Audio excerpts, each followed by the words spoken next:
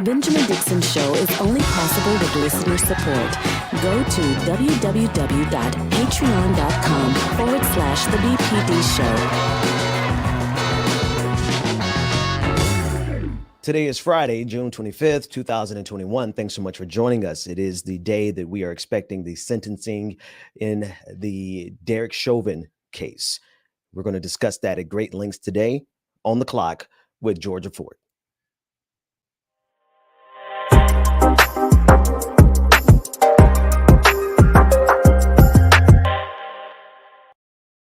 Good morning. Yes, we will be discussing the sentencing. I will be one of two reporters in the courtroom this afternoon.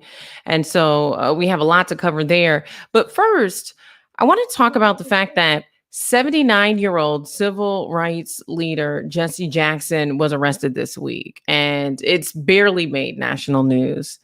A 79-year-old civil rights leader still advocating for change, still advocating for the advancement of Black people, was arrested. He was standing up for three key issues. He was looking to make sure that the minimum wage be increased to $15. He was also looking to get the voting rights bill passed that was presented, called For the People. And he's asking, and I think this might be a little bit bold, the abolishment of the filibuster. Now, not only was Jesse Jackson arrested after a demonstration in D.C., but 21 other people were arrested along with him. And if you've been following Jesse Jackson, you know that he does have some health issues. He's been dealing with Parkinson's for quite some time now. I did see him when I was in Tulsa. He was there. He spoke, and his health has been declining. He is not at a place even where he can walk without assistance. And so it's very concerning to me that out of all the people who were there, and there was more than 21, but of the 21 people they decided to arrest, a 79-year-old civil rights leader. I want you guys to take a listen of what one of the other faith leaders had to say while they were there protesting. Take a listen. They would not respond to the people from their own state asking for a meeting. We were going in with them to support them as religious leaders, as voting rights activists. They never responded. And so we decided that we had to take nonviolent civil disobedient action. We're not violent. We're willing to take our penalty. And we're saying across this country, it's time for people, especially poor and low-wealth people, and religious and moral leaders to march on these Senate offices, come here to D.C. and march, non-violence. Reverend Jackson said we don't have to be an insurrection because we are a mobilization and a resurrection. But we have to. Nothing is more important than these voting rights. Nothing is more important than raising a living wage. Nothing is more important than our people's health care. Nothing is more important than the restoration of the Voting Rights Act. That's Reverend William Barber there. We're going to bring in Ben Dixon now as well. They, were hoping to use their voices in a way that historically we've seen used in the past to really show legislators that there is a number of people that they represent who are demanding that they do better. And so when you start to think about people in Congress, senators, anyone, any political representative, you're in that seat to represent the people. Yeah. So ultimately, if you're ignoring the demands of the people, then what is it that is driving your decision-making process? I want to say that's simple, Georgia. The reality is simple. Accepting it is something totally different, because these people are not here to serve the people. The people who are blocking us on the filibuster, they are not here to serve the people. I don't care if they have a D by their name or if they have the R by their name. They are not here to serve the people. They are here to serve and protect the special interest of the powerful and the power of the elite, the power of the oligarchs that run this country comes from being able to keep the people where we are. And so they have the filibuster there. It's a very simple tool that is being wielded against the people to keep us from having any progress. And that's how Manchin and Sinema, they're using it that way. No, Ben, I know that not everybody is as politically involved. Could you break down for people who don't follow politics, what exactly is the filibuster? So essentially, it is moving the goalpost. It is saying instead of having to have 51 votes, a simple majority, right? We have a Senate of 100 senators, and you have the majority rule is what most people would expect. 51 votes would be enough to get. I mean, that's time is old, in time immemorial. Everyone understands simple majority rules. Well, the Senate has a Senate rule that is not in the Constitution. It is something of their own creation. They created it, and it is directly connected to the vestiges of slavery and Jim Crow. It directly comes from the ability of protecting the power, rather. They wanted to protect the power of the South. And so by honestly simply creating the rule of the filibuster, they've now been able to move the goalpost from getting a simple majority of 51 senators to vote for a piece of legislation to now having to have a supermajority of 60. And without that, then they are able to continuously filibuster, which is basically a technique of stopping legislation from passing. And so that is part of the reason why Jesse Jackson was out there saying that needs to be abolished. He was also calling out specifically McConnell and Manchin as well, and asking for the minimum wage to be increased, and also talking about voting rights. So there's a lot of different elements to the protests that happened that led to the arrest of Jesse Jackson. But we didn't see anyone being violent. We didn't see anyone vandalizing anything. You simply saw constituents who were gathering, who were saying, here are the things that are important to us.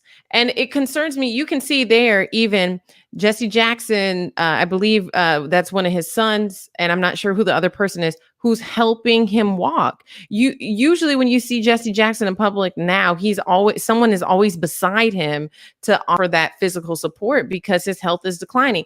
Why? Out of everybody who was out there, why did they have to target a 79-year-old civil rights leader? Because, the best way for me to answer this is to mention an interview we did yesterday with Andrea Ravinsky. She is a local and independent journalist in, I forgot the exact city, Elizabeth City. And they're there, and I'm sorry, there's so many cities, so many names, and I'm bound to get them wrong eventually, but they're there protesting on behalf of Andrew Brown Jr. still to this day. Mm-hmm. Yep. And the group has gotten smaller, but there's a dedicated few who show up, and they looked exactly like this group here. They were elderly. There were some individuals in wheelchairs. And in that interview with Andrea, she made it clear that the police said it very directly to them that they were there. The police were there to protect everyone else from the protesters of the elderly, the protesters of people in wheelchairs. But here's the thing. This is the same thing. It's not so much who or how old Reverend Jesse Jackson is. It's what he's fighting for that is the threat that those police officers are trying to protect the system from.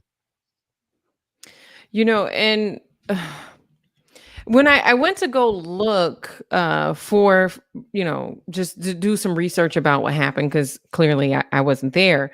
All of these other mugshots and arrest pictures, I think Jesse Jackson has been arrested almost every decade.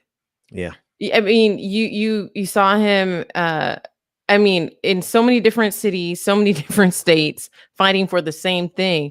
And it just made me realize, like, he has dedicated his entire life, his entire career to the advancement of our country, to passing bills that will lead to a more equitable nation. And so it's just disheartening to see our elders treated with a lack of compassion. There were enough young people out there, if they were trying to, really put their foot down. But it just doesn't make sense that you would target someone in that age, in that health, for simply just showing up and saying, listen, these are your constituents. You need to do your job. It is that simple. Now, as a journalist, it's important to tell both sides of the story. So I do want to play a clip for you guys where you can hear the law enforcement officers there on the scene giving dispersals. Take a listen at this. You will be arrested. Step out, press. Press, step out. Press S to step out. Step out. Press S to leave. Can I have your attention, please? This is Captain Mendoza with the United States Capitol Police. You're currently engaged in illegal demonstration activity. Cease and desist or you'll be arrested. And so, you know, they say that they do those dispersal orders to give people a heads up and to make the decision on whether or not that they want to get arrested. But at the end of the day, where does our First Amendment end and where does illegal gathering begin? Where's the cutoff line? Because we know that almost every ounce of change that we have gotten in this country has come from us standing up, standing against, and not taking no for an answer. Georgia, that is absolutely the case. This system is totally capable of absorbing most protests. And this is what we're seeing here. This system will absorb, they'll take it on the chin in order to they arrested Jesse Jackson. This is going to be a horrible PR, entire fiasco for them, but they'll do that. And why? Ask yourself, why would they do something as callous as arresting one of our elders? That's because it is more important to them to protect this system than it is to even protect their reputation or how they're perceived by the people. And so I say that to say this system will protect itself. And I think one thing that you gotta look at, these are black officers. You know, these are black officers who are giving the orders, and this is not to alienate them or isolate them, but it's to say that this system doesn't have a particular color in terms of who is executing justice or executing what they call justice.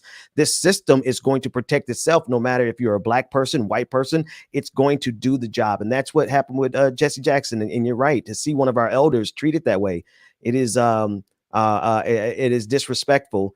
And it is certainly, especially because he's still out there fighting. He is still out there fighting for the same thing he's been fighting for all of his life. And so salute to Jesse Jackson for standing for truth to power, even now. Absolutely. And real quick, before we wrap up on this, with the filibuster, I'm concerned that if this is not something that's a part of our Constitution and yet is another thing that has been created to obstruct our progress, right? Yeah. And how do we, right? They're out there protesting to abolish the filibuster, but what is the legal process to dissolve it? Oh no, they can have a simple majority vote and abolish the filibuster.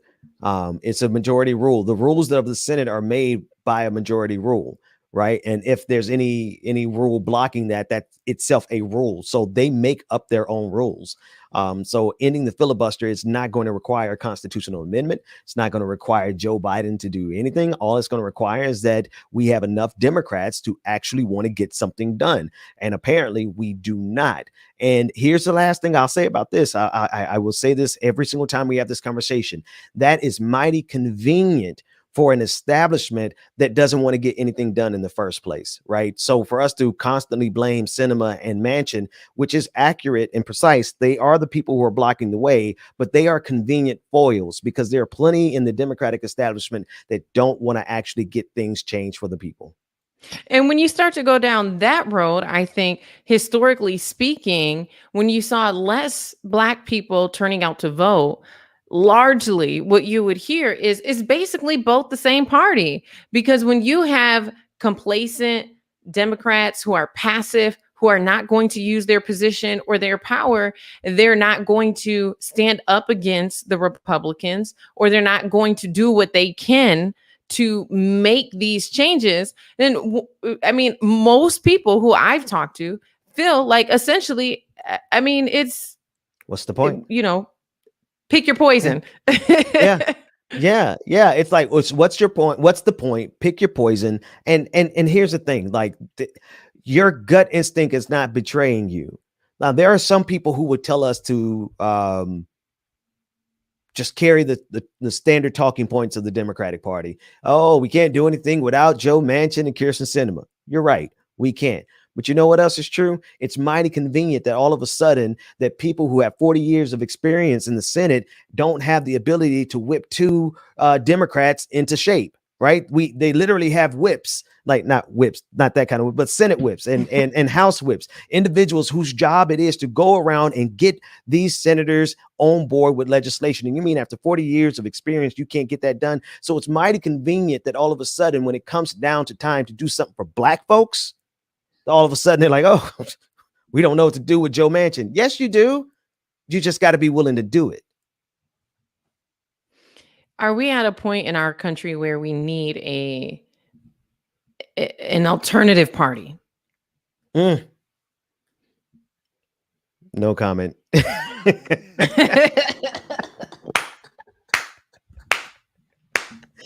ain't trying to go there today.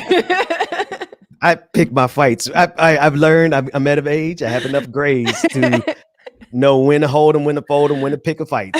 Right now, we're going to actually, but you know, follow that logic. I'm not going to ever stop your logic, though. Go for it.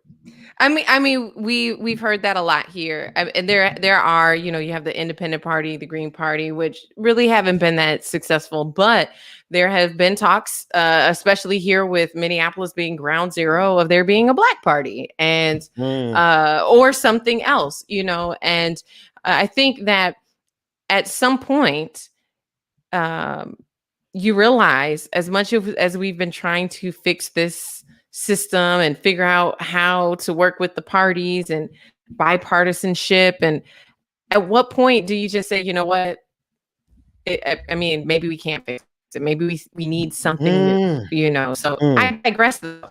No, that's the first time actually, I've ever heard you say no comment. Listen. I was about to sing a song of a person who has been canceled, so I am not going to cancel myself. But when an individual is fed up, there's nothing the Democratic Party is going to be able to do to stop Black folks from organizing in our best interest when you have shown us that you do not plan to engage in good faith with us. And by not being willing and able to defend the very basic elements of democracy, which is the ability to vote, you are showing us that you're not really willing to go the distance, not even the distance, I'm sorry, to do the bare minimum for Black people.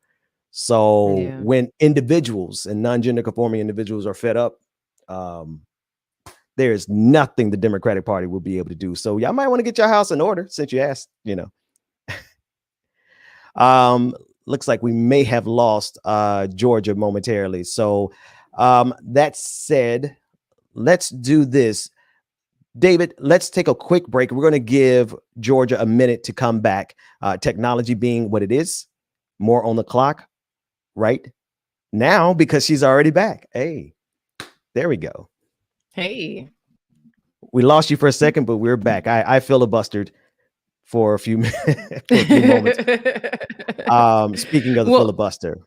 Yeah, well, and I was going to say, you know, we know that the sentencing is tomorrow.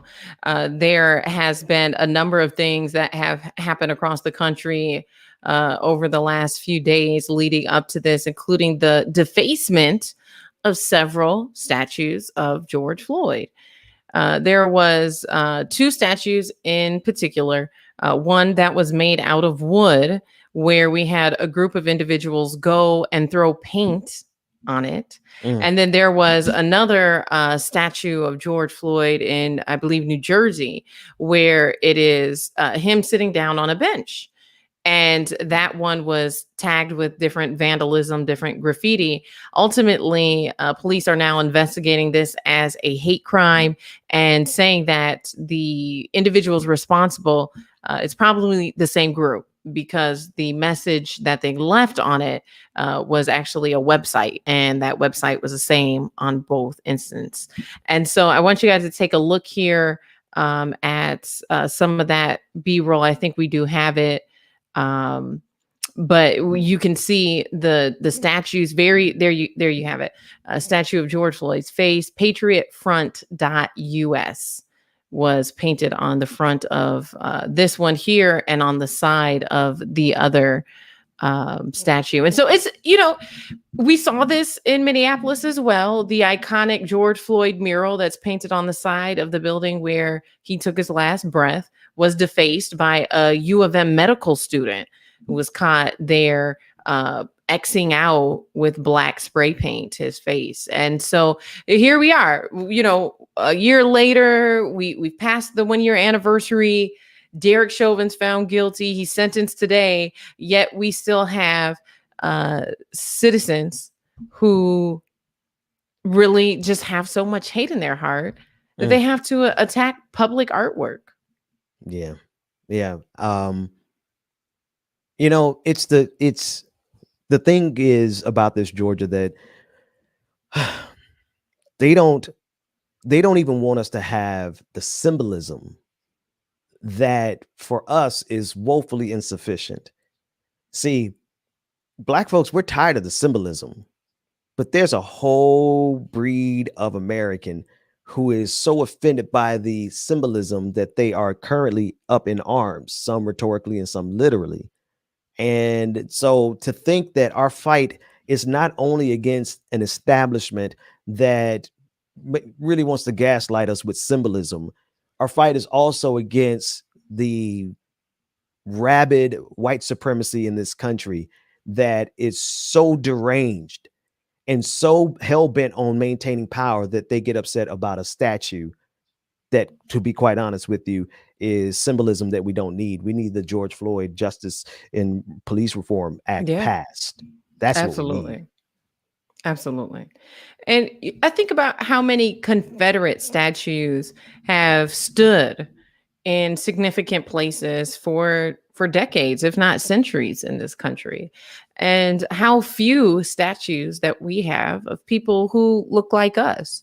And I do think it is significant. And there's been so much debate about, well, George Floyd, why is he being looked at as a martyr? You look at his criminal history and and all of this, right? But if we do not remember George Floyd, if we allow this sentencing today to be the last chapter and we move on and we get back to normal and we don't remember what happened on May 25th, 2020, what has our country really learned from what happened? And how, if we don't remember, how do we maintain the tenacity it takes in order to get these bills across the finish line? And when you see someone like Jesse Jackson arrested this week, you're still fighting for the same thing. It's like, this is not what do they say? A race is a marathon. You got to be in it for the long haul. And we need those reminders. We need that visual representation of why we're still talking about this a year after it happened. We need the physical representation to remind us what it is that we're fighting for. Because when you think month after month after month, and if we don't get the George Floyd Policing Act passed this year, and then we have to go into next year, and if we don't get it passed next year, and then and they're gonna morph it, and then you might get some administration who will come in and change the name, and all of these different things that we're going to have to anticipate and to fight against. We deserve to have these monuments so that we can be reminded what we're doing this for. And that's the part, Georgia, right? And perhaps maybe actually I want to look a little deeper into what you're saying, because honestly, maybe that's why they're so adamantly opposed to these statues. And maybe that's more directly, maybe this is why they fight so hard on behalf of the Confederate statues, because it reminds them of what they're fighting for over there. Mm. And so they can't let a generation go without sowing the same spirit of the Confederacy. Just like we would never allow a generation of Black people to come into this country that does not understand the road that our people have come through. We're Yeah. not.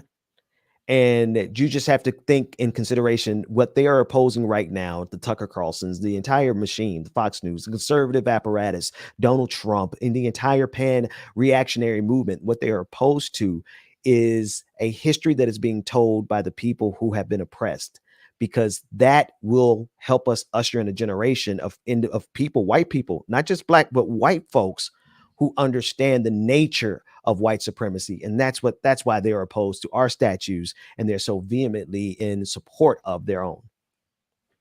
And as I prepare today to get ready to go into the courtroom, that will be predominantly filled with white people, I know that there is a chance that Derek Chauvin could be sentenced lightly because of qualified immunity, because he's an officer. I do think that Judge Cahill has shown that he is taking this case serious. And if you ask me, I think he's going to get at minimum, Derek Chauvin's going to get 15 years at minimum, I think. That's just what I'm anticipating. It may be more because the judge did outline 5 aggregating factors. But as I prepare, and you guys, this is a mental preparation. It's a professional preparation that requires you to step into this space, right? I'm preparing mentally. I'm reminded as a biracial woman who identifies heavily with my Black heritage that our history as Black people did not start with slavery. It was interrupted and derailed with slavery. And so sometimes as we are bogged down with all of these different ideologies and all of these, negative, hearing Jesse Jackson's arrested at 79, all of this different stuff, right? Just remember where our history really started. Remember who we are as a people and why our history was interrupted. And I think that should give us, as we go into the weekend here, at least, a little hope and a little joy and some pride. Yeah. Georgia, real quick before we go, I do want to say this, it is important, it is a historical issue. It's important from a justice issue, what's happening today, but it's also important from an independent journalism perspective also, because congratulations to you on getting and securing access to this, because it is a serious moment. It is a moment that we're going to look back and we're looking and seeking justice. But I also think it's mighty dope to have a colleague who's going to be in that room, like one of 2 or 3 journalists that will be there. Yeah, 2. And thank you. I appreciate that. That was a fight by itself, but Ben, I will say that this was the moment where I realized why God had positioned me to be independent, because I didn't necessarily choose the independent route. People who know my story know that in a lot of ways I was pushed out of mainstream media. But had I have been in this market and been working as a mainstream anchor or reporter like I had been, they would not choose me to go in that courtroom. Absolutely. And so I am only afforded the seats in the courtroom today because I'm an independent journalist, and it was something that I had to fight for, to be able to bring the narrative that needs to be told, because we see how Fox 9 waters it down. We see how people like Ben Shapiro, we talked about him earlier this week, how they will twist and turn things, and the narrative matters. It's extremely important, and it's also important to pick up on the nuances that sometimes get left out of other people's reporting. So Ben, thank you so much, and I look forward to being able to share with you guys later today. The sentencing happens at 1:30. And for those of you watching, keep it here for more on The Benjamin Dixon Show.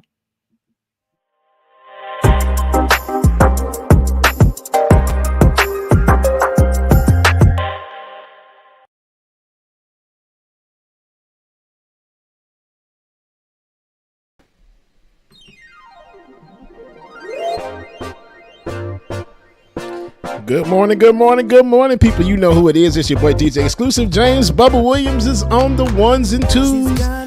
Happy Friday, y'all. Like it or not, it's coming up next. Make sure you stay tuned. Shout out MXB. B. White Wakeland, we got you.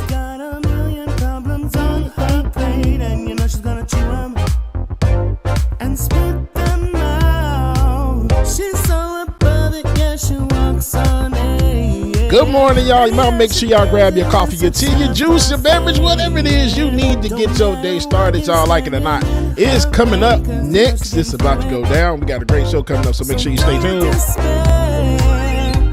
She's got what you want. She's got what you need. You know she's got everything. So boy, don't you cry. Levi, good morning. Laura, good morning. Good morning, brother Tyler. Bright Church, we're on Pew. Braff, 1984. Good morning, y'all. Esther, good morning. Mark S. Roller Dragon, Shade T. Good morning, y'all.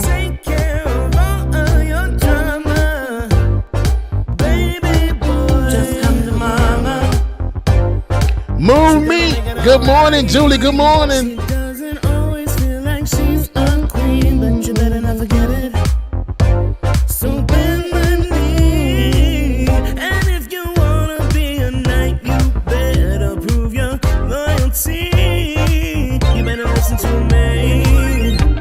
She's got what you want. She's got what you need. B, I love you too. Shout out to you. Always dropping these gems on us. Appreciate you. Brother Chuck Diesel, good morning, brother. Good morning. Just come to mama. Kevin, good morning. Luke Kane. Good morning, brother Luke Kane. Yes, sir, it is.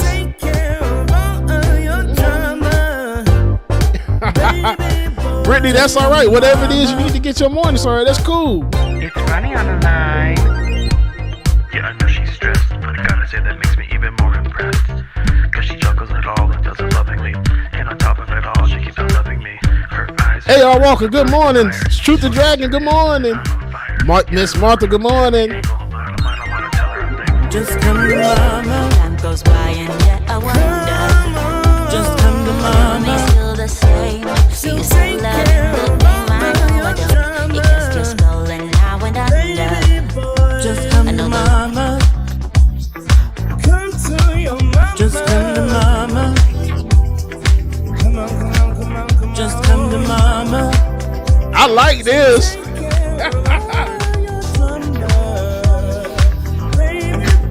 Just come to mama. You're gonna make it alright. Promise to myself, and I repeat it in my head. Nat, hey, good morning. Peter Low Frequency, good morning. Good morning, everybody. Anna Hart, good morning, good morning, good morning to you. Hey, man, I'm working on getting this playlist out here. I'm just trying to find a way that I can upload it and get it shared. It's non-copyright music, so I'm having a little bit of difficulty. But y'all give me a second. We're going to work on that, okay? Now, I promise you, next week, we're going to have a playlist for y'all so y'all can go and listen to some songs, all right? Brother Tiger, good morning. What's going on, Tiger?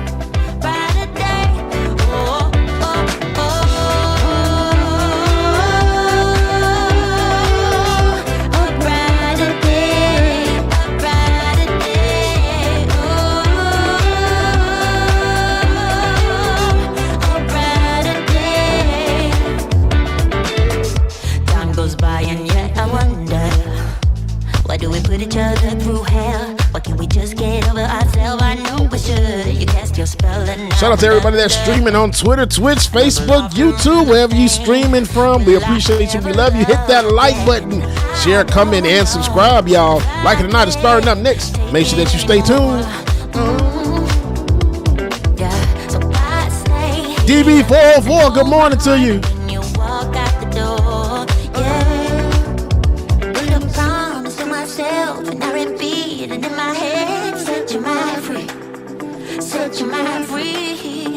Tiger, that's tough, man.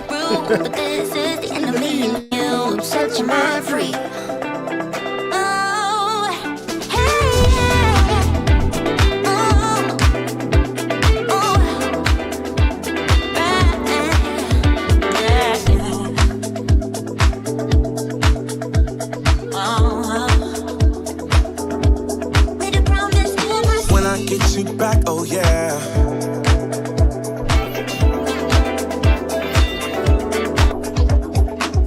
get you back, oh yeah.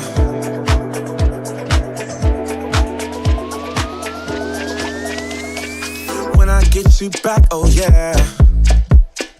I promise you'll never leave me. When it comes to you and me, there's no one else I'd rather be with. Baby, I won't let you down.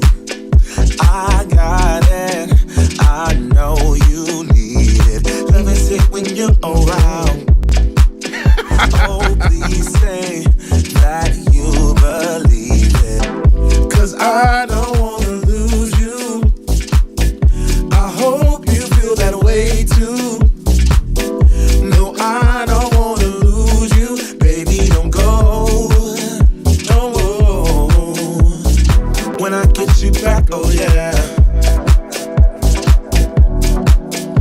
Good morning, y'all. Make sure y'all stay tuned. Get your coffee, your tea, your drink, whatever it is you need. Like it not to start real soon, y'all.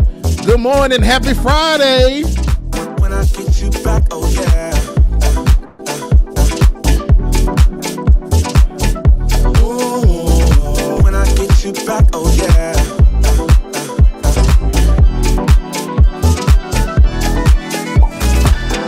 Cause I don't wanna lose you. I hope you feel that way too. Melanie, good morning to you. I don't wanna lose you, baby. Patricia, good morning, Patricia. Oh, when I get you back, oh yeah.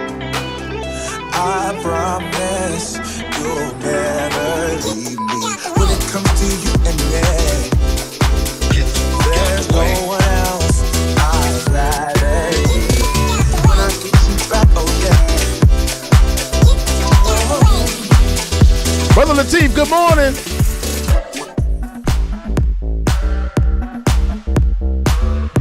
Miss Sophia, good morning, Miss Sophia. Miss Sophia, don't do it. Miss Sophia, don't do it. Good morning.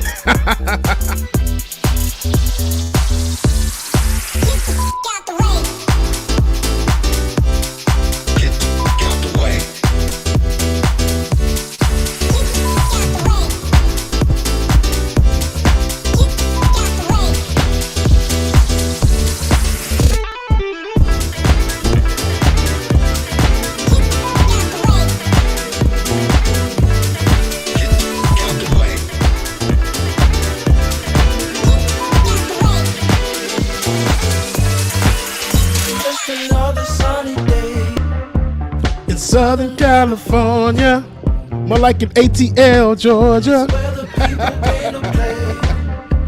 What happened in California?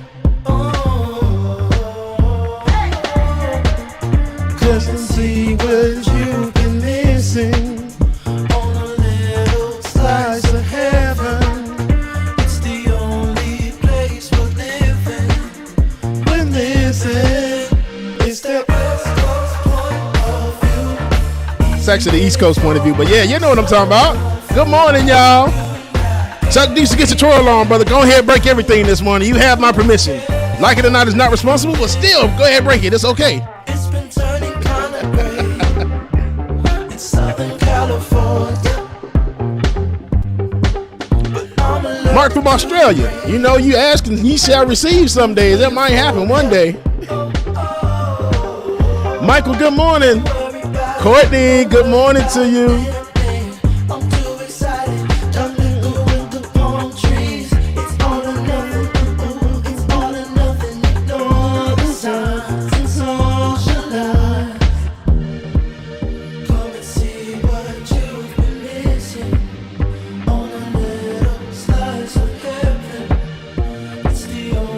They drop out the beat, then this happens.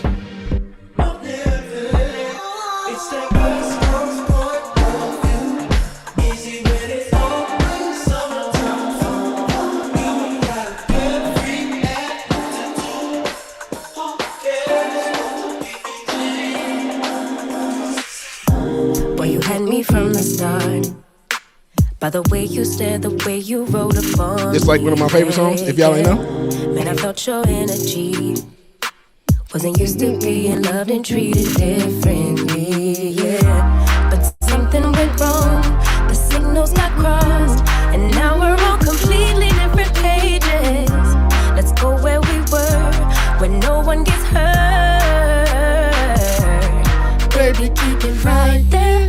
stress the flow. You're trying to pick the pace up, we should take it slow. Baby, keep your focus, don't you make me change my mind. If you love me, baby, don't you switch up the vibe. Baby, don't you, baby, don't you, baby, don't you switch up the vibe. Baby, don't you, baby, don't you, baby, don't you switch up the vibe. Boy, you take me on a trip, always up and down and Alicia, good morning. Merry-go-round. I just wanna get it right. But when you go left, I'm stuck here feeling left behind. Cause something went wrong, the signals got crossed, and now we're going different directions. Let's go where we were, when no one gets hurt. Baby, keep it right there, don't you stress the flow. You're trying to pick the pace up, we should take it slow. Baby, keep your focus, don't you make me change my mind. If you love me, baby, don't you switch up the vibe. Baby, don't you, baby, don't you, baby, don't you switch up the vibe.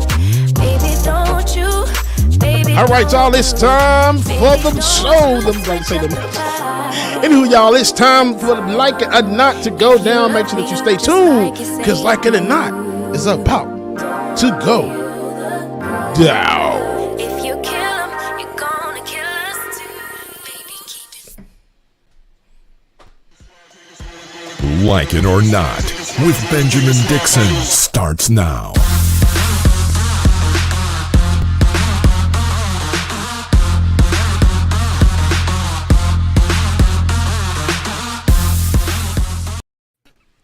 Good morning, good morning, good morning, everyone.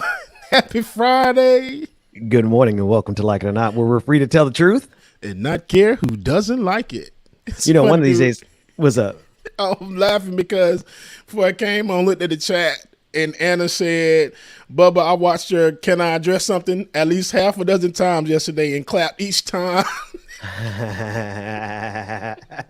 Wait. You got to jog my memory. You know I'm getting old. What part? I remember you having to get something straight yesterday. What was it?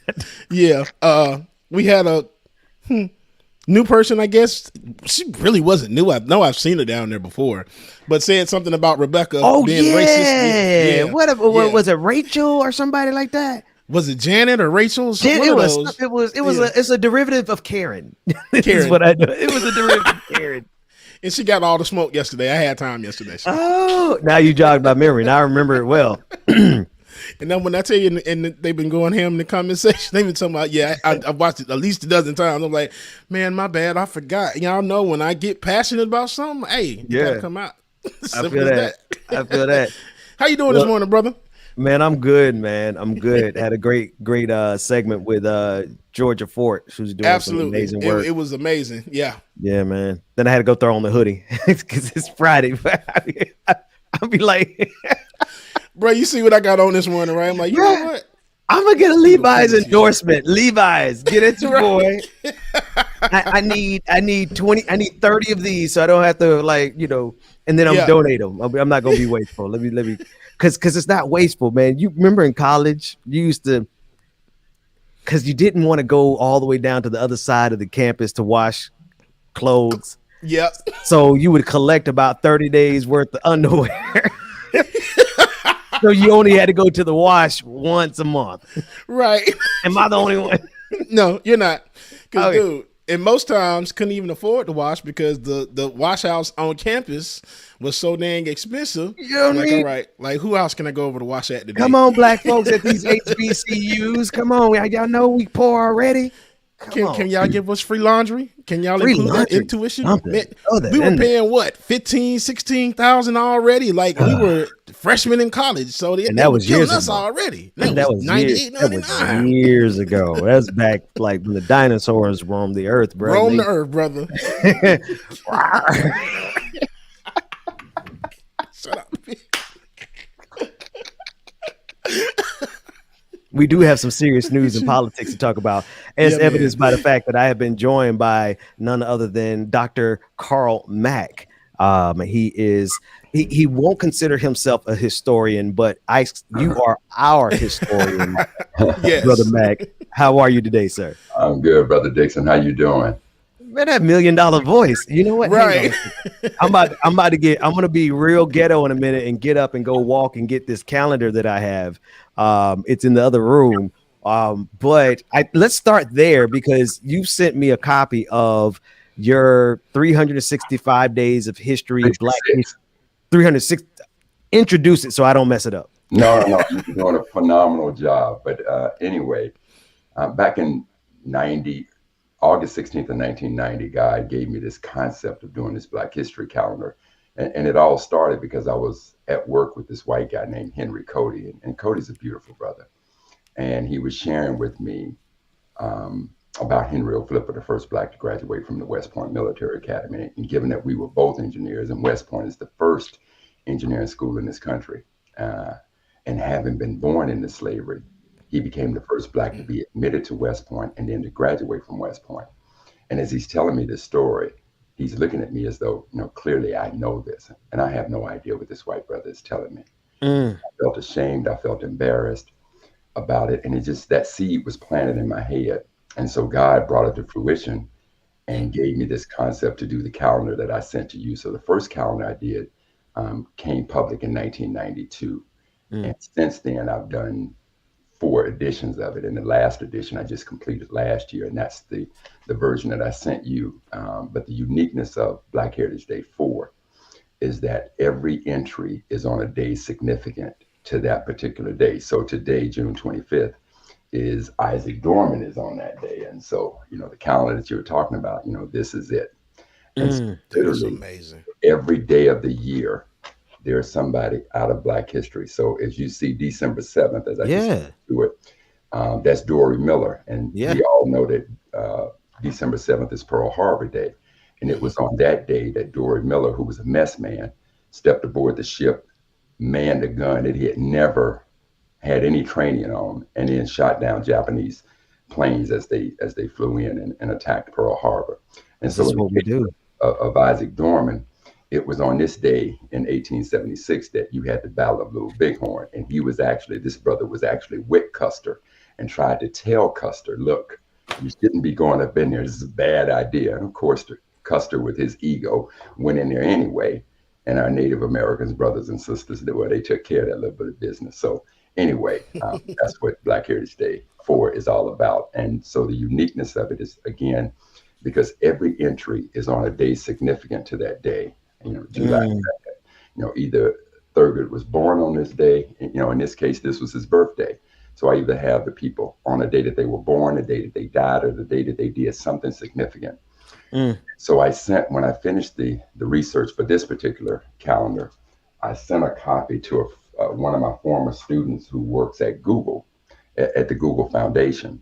And when he saw it, he was so impressed, but he had seen them before because, again, he was a student of mine and we grew up together learning this history.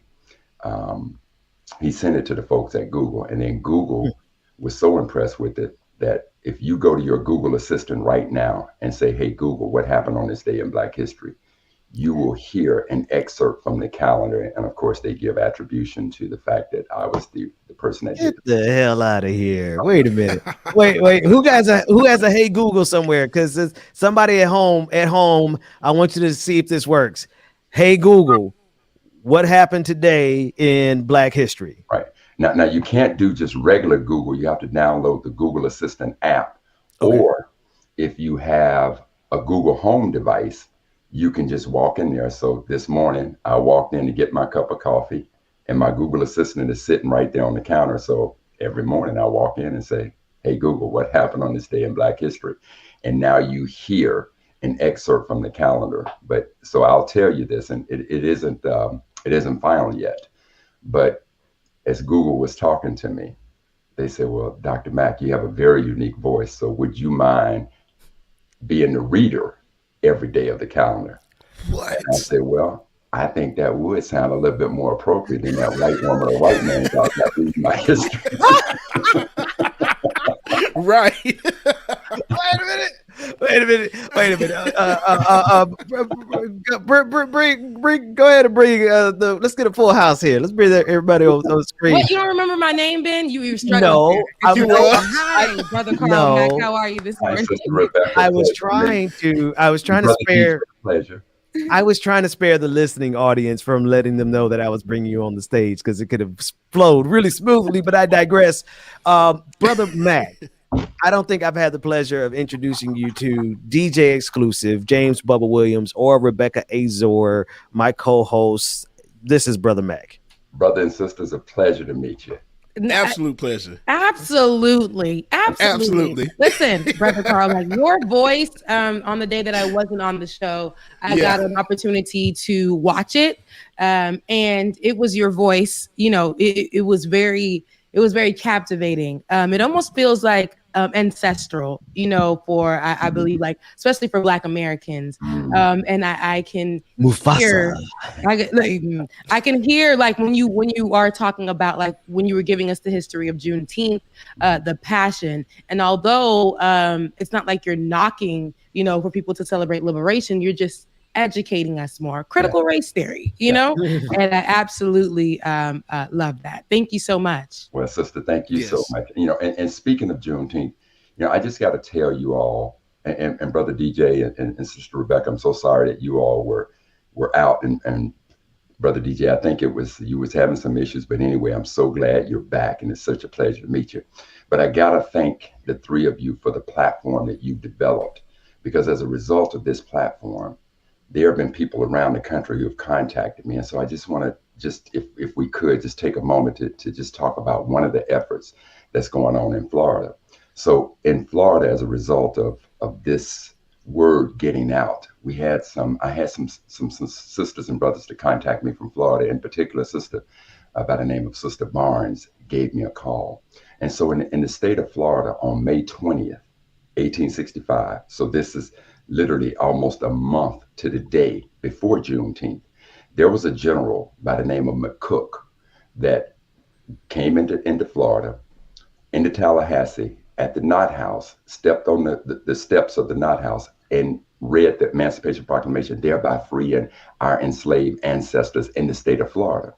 So the problem is that these Black historians who clearly understood Emancipation Day in Florida are absolutely befuddled as to why are the Florida legislatures trying to push Juneteenth on them when they're trying to recognize May 20th as their day of emancipation. Yeah.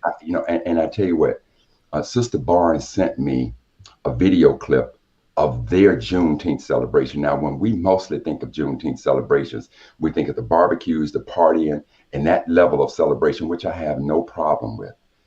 But when she sent me the clip of their celebration took place at the grave site of the soldiers that fought and died for our freedom. And they had brothers who were dressed in the uniforms of the Union soldiers, Black soldiers, telling the story. And it was one of the most chilling celebrations of commemoration of those whose lives they knowingly gave, that they may die, but for the freedom of us as a people. And what just absolutely infuriates me is that they're trying to speak to Black legislators in the state of Florida to say, why are you pushing Juneteenth on us when you know that General McCook came here and read a proclamation in accordance to the Emancipation Proclamation, which would set May 20th in the state of Florida as Emancipation Day. And these fools, and I'm going to call them fools, and I swear to God, I want the day to just sit before them and have them to try to understand, help me to understand.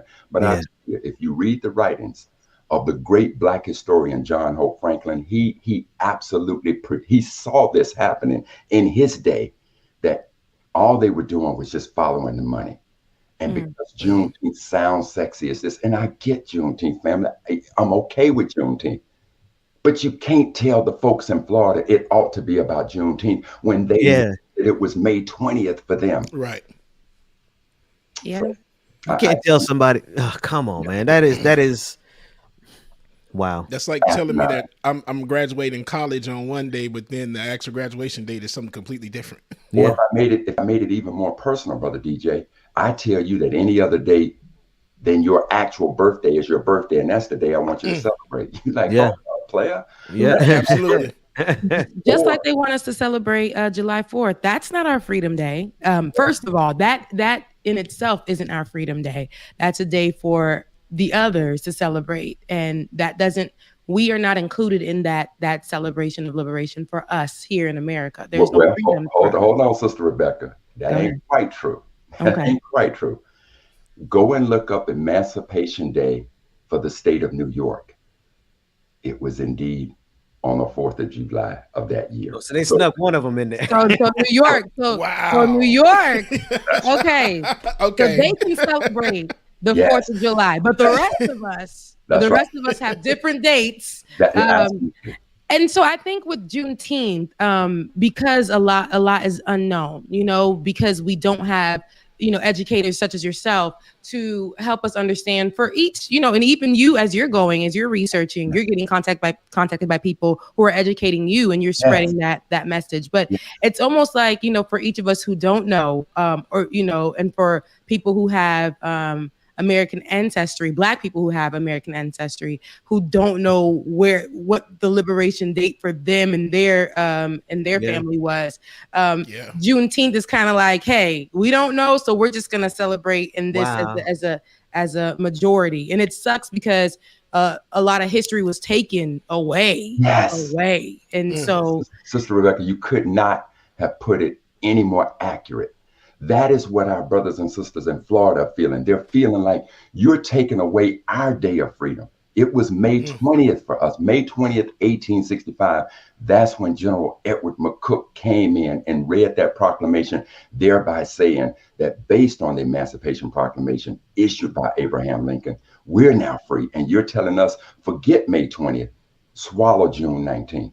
That is the abomination of it all. And you could not have put it more succinctly. And when I've spoken to my brothers and sisters in Florida, you could hear the hurt inside of them. And again, the sister sent me an email this morning and said, her niece, who was a lawyer, said, Auntie, all you have to do is follow the money. Now, family, I'm gonna tell you something. Juneteenth has a foundation. And in this foundation, they got Juneteenth chapters all around the country. And trust and believe, it is about the money. John Hope Franklin told us that. So of all the things we want to talk about, I am glad that we're circling back around, and I'll tell you why. I used to be the president of the Seattle King County NAACP. And one of the things that I used to watch all the time as I was a youngster, I was Simba, growing into it, right? I would watch our Black leaders when there was a situation take place. There'd be a knee-jerk reaction, all the media floods in, and of course, all of them want to be there to talk about the situation. But 2 weeks later, nobody's following up to make sure that we get what belongs to us, that justice. And so when I became the president, and I titled myself the chief servant because I wanted to remember that I'm here to serve my community, I would never let an issue go. I needed to win. I needed for our people to be made whole. And so I'm glad that even though many people may not be talking about Juneteenth again, my family in Florida, they're hurting, and I feel your pain. And I asked them, I sent the email linked out for your show, Brother Dixon, and I asked them to tune in, and I just want you all, family, I want you to know I'm with you. I'm gonna be with you every day of dealing with this. And if you want me to come down in Florida to be a part of the fight to bring honor to our ancestors who helped free us in the state of Florida, trust me, I'm coming. Can I say this about Florida though? Please. Florida's got some amazing, everybody. I grew up in Florida, Rebecca, Florida. Yeah, I'm from Florida, South Florida. We Florida. Went to college in Florida. Yeah. Florida A&M. And particularly Tallahassee. Hell Wildcat. Well, Hell Rattlers. Bethune-Cookman University. Y'all don't even got Hell. The only university that matters in Florida. Bethune-Cookman University. Hell Wildcat. Florida Agricultural and Mechanical University. It's funny that you speak of that, Dr. Carl Mack or Brother Carl Mack. Yes, Carl. It's interesting because at FAM, you would think that, well, in the time that I was there, right? You would think that we would know that part of it. Not to say that fam, because fam taught me a lot of historical Black gems, a lot of things that we weren't taught so much, you know, when we were, before I got to a historically Black college. And that's why I love it so much. But I wonder why that, especially with me being in that heart, the Blackest part of Tallahassee. And there is nothing, you know, May 20th wasn't a day that I can say that we celebrated there. It wasn't a day that they told us, hey, and we celebrated a lot of things at FAM that were outside of the traditional holidays, but that particular date wasn't something that we were privy to. So thanks for bringing that to my attention. And I want to tell you, Sister Rebecca, my ex-wife graduated from FAM, and I want to tell you something. And she graduated as a chemical engineer, and I've said this many times about her. She's not the smartest woman I ever met. She's literally the smartest person I ever met. So nice. I was like, I knew where he was going. He was going somewhere amazing with that, because she is a rattler, right? Because she is a rattler. Yes. And the other thing, you know, since I just knew, Brother Dixon, that you were going to bring up Rosewood, and so I want to just tell you my connection to Rosewood. There's a brother down in Florida who was a former state legislator by the name of Daryl Jones. And he's still down in Miami. And it was, and Daryl graduated from my high school, Lanier High School in Jackson, Mississippi. And Daryl was the representative in the state house that actually introduced the legislation to get reparations for the descendants of Rosewood. Wow. That is amazing. It deserves. Rosewood is also a hidden story where every time, you know, that was one of the first stories that I heard about when it came to white folks destructing a predominantly Black area that was flourishing. Rosewood was one of the first stories that I heard, and that story sadly isn't abnormal, right? There's other stories that are just like it, unfortunately. But that story is straight out of Florida. It's straight out of Florida. Camilla, Georgia. Camilla, right here in Georgia. So, and I want to tell you this: there is a period in our time, and Brother Dixon, while I'm looking for it, you could do it as well. But in the calendar, I want you to look for a red summer and to go to the table of contents. And Sister Rebecca and Brother DJ, I'm going to send a couple of calendars. So I want you to give them you all send me your address so I can. Okay, gotcha. I need you all to have one. Thank you. Just give me a second about, since we're talking about Rosewood. No, Red Summer is what we're looking for. And I remember hearing about that once Tulsa was starting to come out a little bit more and they were talking about it more. I did some research and wanted to see the other Black massacres in our country and was just amazed of the number of times. And it's stuff that we're not taught. No one ever told us about this. Well, so we have to do our own self-research.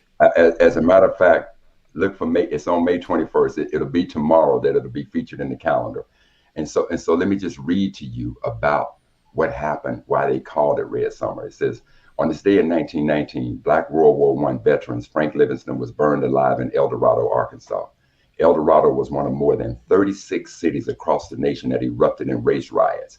Many Black soldiers were threatened for wearing their uniform. Between the late winter of 1918 and the early autumn of 1919, white supremacists, and in some case, the U.S. military, attacked and murdered Blacks. This period was described by James Weldon Johnson, author of Lift Every Voice and Sing, as Red Summer because of the amount of Black blood that was shed. So, to your point, these are some of the atrocities that happened to us in our history. And of course, when you get the copy, and I'm going to be so honored to send you all copies of it. But again, I just want to close out this Florida discussion by saying to my family in Florida, I can absolutely feel your pain. And when I watched the video last night of your honoring Emancipation Day, it was one of the most humbling, one of the most thought-provoking, one of the most emotional celebrations of Juneteenth I had ever seen. thank you. And just know that help is coming. And to you Black legislators that's watching this, you are an embarrassment to our ancestors. I swear, you are a freaking embarrassment to them. To be there in the state of Florida, to know that brothers and sisters before you laid their lives down so that you can have the opportunity to sit in a position that you're sitting in now, and for you to forsake that. Oh Lord, I don't got that we're not going to forget, and you will be held accountable for it. Now, you could do one or two things. They tell me you could do one or two things with people. You can change people. You can change people. So you can change your mind, or maybe we as Black folks in the state of Florida need to change you. You need to be, and I wish I knew you by name. And when Sister Barnes tells me your name, I'm going to call you out. I gotta check and make sure it ain't none of my friends over there. Yeah, let me reach out to my guys. You gotta do that, family, because trust me, get them. We take them all behind the woodshed and handle that business. It's what it is. Brother Carl Mack has put you guys on notice. No. I'm gonna text them before the end of the Brother DJ, Brother Benjamin, and all of our folks in Florida. We all putting them on notice. You part of that. On notice. Yes.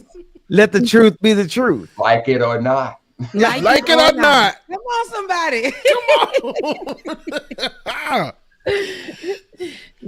Oh man, for all of this today. Oh yeah. And I love how you can go from, you have the empathy, you have the passion, but you can also take your I wouldn't call it rage, right? But take call it that. Okay, I'm gonna call it rage. You can take the rage. There's a word for it. It's called righteous indignation. I'm sorry, it's the best word I've ever heard. That's two words, but righteous indignation being it's a lot for me. It's a lot for me, but righteous indignation. You can take your audacity, right, and you place it in where it's supposed to be. A lot of times, we're pointing in you. I was just saying this yesterday on the show. It doesn't matter. I think it's very important for us to have on more people like you, Black people who are professionals or who are educating or who are experts at a certain matter. I think it's very important. And in that same instance, I also think it's very important to call Black folks out, right? And it doesn't matter. It's like we're a big family, but we will call everybody out. It doesn't matter. I'm rooting for everybody Black. Yes. In the same instance, if you're doing wrong, we got to call you out. Yes. We got to make sure we get to the root of it all, because if we don't, you're going to continue to walk in these specific ways that are specifically against Black people. You're walking those ways because it pays. And it hurts other people. And that's why we got to call y'all out. We got to take that bad apple out. We got to put light on that situation every single time. And to me, who better to come from than somebody who looks just like you? Rebecca, I'm going to tell you this. I've been called militant. I've been called an agitator. And I didn't take offense to it. And the only reason, and now righteous indignation. So let me tell you where it's rooted from. It's rooted from the advice that Frederick Douglass gave to me. Personally, he gave it to me. And that's the thing, is when you study history, I'm not just trying to trivialize what I learned. I'm bringing what I learned from yesterday into today. So Frederick Douglass personally whispered in my ear, hey, Carl, let me tell you something. When they call you an agitator, you tell them this, that any man that professes to favor freedom but detests agitation is a man who wants crops without plowing the field. He wants the ocean without its awful roar. He wants rain without thunder and lightning. And he said, Carl, you bring the thunder and the lightning. You do. You definitely bring it, and it definitely roars. It's like, we don't know when it's coming, but it's coming, right? Brother, before our relationship is over, I am going to have an orchestra playing behind your voice, man, because you bring in Mufasa don't even capture it, but even more than that is like the passion for the truth. Mm-hmm. I think that's what gets lost a lot is that, let the truth be the truth, man, and everybody else be a liar. Yeah. And Brother Dixon and family, I would make this recommendation in the spirit of healing and bringing closure, at least to our family in Florida, and let this be an example to every other state and every other group out there that's listening to this and understanding that, wait a minute, the brothers and sisters in Florida, we're in the very same situation. One of the things is in Leon County, the county executive in Leon County last year gave the employees of the county May 20th off. So he finally came to a recognition of May 20th for the state of Florida. And so one of the things I would recommend for this show is that we bring that executive on. We bring on these Black historians who are fighting for May 20th. And then we invite them Black legislators on who's forcing June 20th down our throat. And let's just have a little session about that. And now I'm really gonna call my friends and be like, y'all better be on the right side of this. Yeah. And see, that's what we need to do. So I want to understand from Leon County, from that group, why did you decide to recognize May 20th? I want you to hear from the family of May 20th that's fighting for Emancipation Day in the state. And now I want to hear from the opposition. What is it about June 20th that's got you doing that and making you ignore the brothers and sisters from your state that fought and died for the freedom in that state and across this country? What makes you want to relegate them to nothingness? I'd love to hear from them. And we need to hold them accountable. So I would say, let's have that show. It's okay with you all. So let it be written. Let's do it. Okay. So shall it be? Let me text my friends and let them know what side they need to be on. I'm gonna be like, this was all Brother Carl Mack right here. You better get right, church, and let's go home. Get y'all together. Right. Get on the right side. And I promise you this, it is when you hear from Sister Barnes and you hear from those brothers and sisters, you could, through words, it's one thing for us to talk and you all can see my facial expression. You can hear the tones in my voice as they change. But just through her words, I could hear the hurt and pain of our brothers and sisters in Florida and just the befuddledness of why you're forcing something on us that has, they get the collectiveness of all of our freedom, which could be 1 or 2 days. I get January 1st, 1863. I get that. But see, one of the things people are saying is, well, January 1st, 1863 is when slavery ended. No, that was an executive order. And even if you were to take that as that was the day it ended, if it didn't apply to the border states, then how could you even say that? So I'm not going to try to put lipstick on a pig. It's a pig, okay? So January 1st wasn't the day that all of us was free. The day that chattel slavery ended in this country was December 6, 1865, when Georgia became the 27th state of the 36 states to ratify the 13th Amendment. Now, being that I'm from the great state of Mississippi, there were 36 states at the time that the proposal went out. So only 36 states could have voted to ratify the 13th Amendment. And because Mississippi is last in damn near everything, well, she was last in that too. And Mississippi ratified the 13th Amendment until February 7th, 2013. Good job, great state. And wow. You were the last one to get rid of the Confederate flag. But I'm not disheartened because progress is happening. You did it. Yeah. Right. Wow. So Brother Hart. Oh my gosh. If January 1st, that's actually my culture's Independence Day in Haiti. So January 1st, 1804. Shouts out to that. Yeah, but I can tell you why too, because of a brother named Toussaint L'Ouverture. Oh yeah. Oh, exactly. Oh, we celebrate. Oh no, we definitely celebrate. We definitely celebrate. That's a whole holiday for us. She got the Haitian flag in somewhere within reach and distance. Just so you know. And it's in the car, it's in the house, and we drink a special soup on that day. It's a big deal. And Rebecca, let me say this about the French Revolution and Toussaint L'Ouverture. And I want to bring this on this side to America. See, if you go back and read the words of historians, because of what Toussaint and the brothers and sisters in Haiti did, they fought a war called Scorched Earth, where they just beat the crap out of Leclerc, who was Napoleon's son-in-law. And they damn near bankrupted Napoleon. And they beat him up so bad and made him spend so much money that Napoleon wanted out of the Western Hemisphere. And because he wanted out of the Western Hemisphere, That's why Napoleon sold the Louisiana Purchase for almost 3 cents on an acre to the United States. And that is what doubled the size of the United States. And trust and believe, that group that went over there to negotiate with Napoleon, they've given credit to Toussaint L'Ouverture for the work that he did that made that purchase of the Louisiana Territory possible for America. So think about that, America. It was that brother over in Hades that made America live out its quest for manifest destiny, to have the land from one sea to the other. Thank you, Toussaint. Appreciate you. At least they could do. At least they could do. Thank you, man. That's the least they can do, because what they try to do is erase a lot of Haitians who have definitely helped with a lot of helping America to be America, helping America to have land, helping America fight.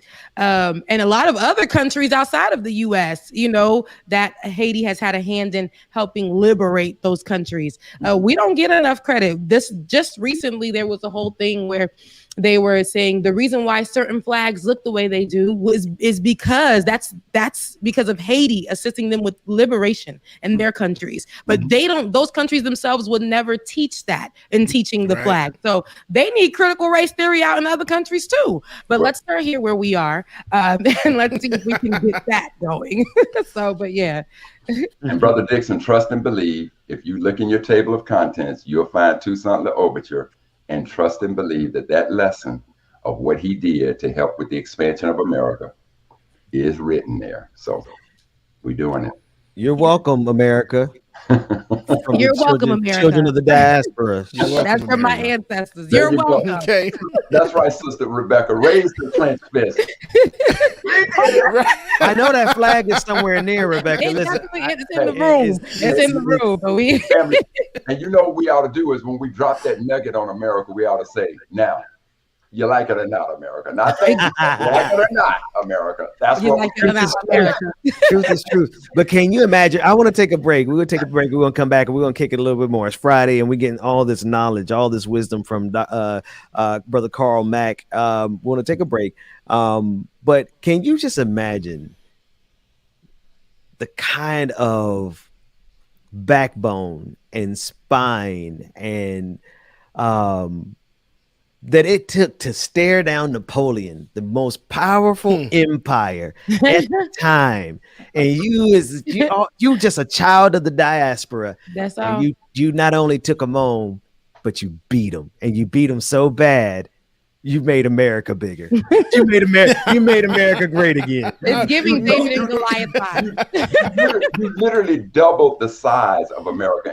And Brother Dixon, when you find the page on Toussaint, I put him on the day that he gave the so-called unity speech, where he stepped before the brothers and sisters of Haiti and said, look, we're going to have this revolution and let us unite as we go into this fight. But, it's just a beautiful piece of our culture and our history. So Sister Rebecca, we humble. As the men, we humble ourselves to you. You're the queen this morning. Oh, thanks.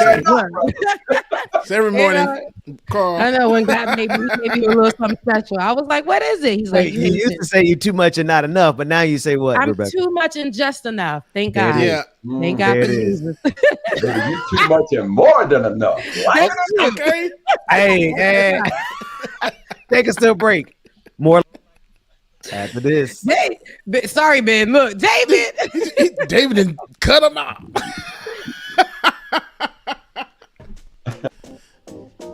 Coach. Good morning again, everybody. Happy Friday. Hope you are enjoying the show thus far. I know I am, and I appreciate Brother Carl for being here. Oh my gosh, getting some damn gems this morning. I appreciate that. So real quick, we are going to go ahead and get these new patron members read off while we got some time here. Shout out to Mama and Daddy. You hear the song that's in the background. Mama, good morning, y'all. I love y'all. So here we go. New patrons for today. We have Bianca R, Brandon C. Our new Twitch subscribers, we have Praynay 1976 who resubscribed with Prime, and they've already been subscribed for 8 months. We have Samalin, The Con Dragon, who subscribed for 1 month, and they've been subscribed for 3 months already. Mimosa Dragon gifted 1 subscription to Lawsuit. And then we have J.N. Lee 1981 who gifted 1 subscription to Dan Arcus 46. We have Never Turnier Tier 203 bits and Good Morning Comrade Radio rated with a party of 3, and we appreciate that raid, y'all. Hey, make sure that if you want to, if you need to, because you want to, join the Patreon, patreon.com/likeitordnot, patreon.com/likeitordnot, and you too can become a member, become a patron member. Patron parties by yours truly, which is going down next week, if I'm not mistaken. Yeah, next week. I think so. Anyway, we'll see. Keep it posted right here, y'all. Like it or not. More coming up, all right? I got nothing but love for all my mommies. Let me say it. If it wasn't for her, then it would not be me. I got nothing but love for all my mommies. Represent. No matter what, for her baby, she gon' hold it down. Remember all the times when I was out here running wild. Shout out to all the mamas that's listening, y'all. Appreciate y'all so much. We love you. Say I make her proud. No matter what, for her baby, she gon' hold it down. Remember all the times when I was out here running wild, doing everything and anything to make her smile.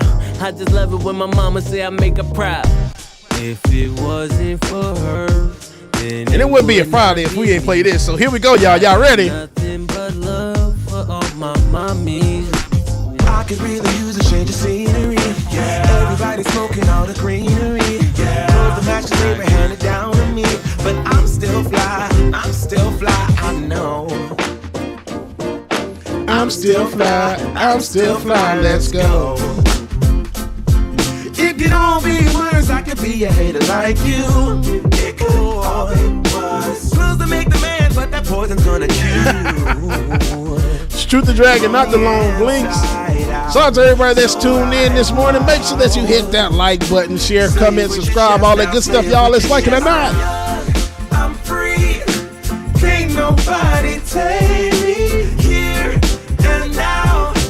It's my time to ride it out. It's my time to ride it. I'm young, I'm free.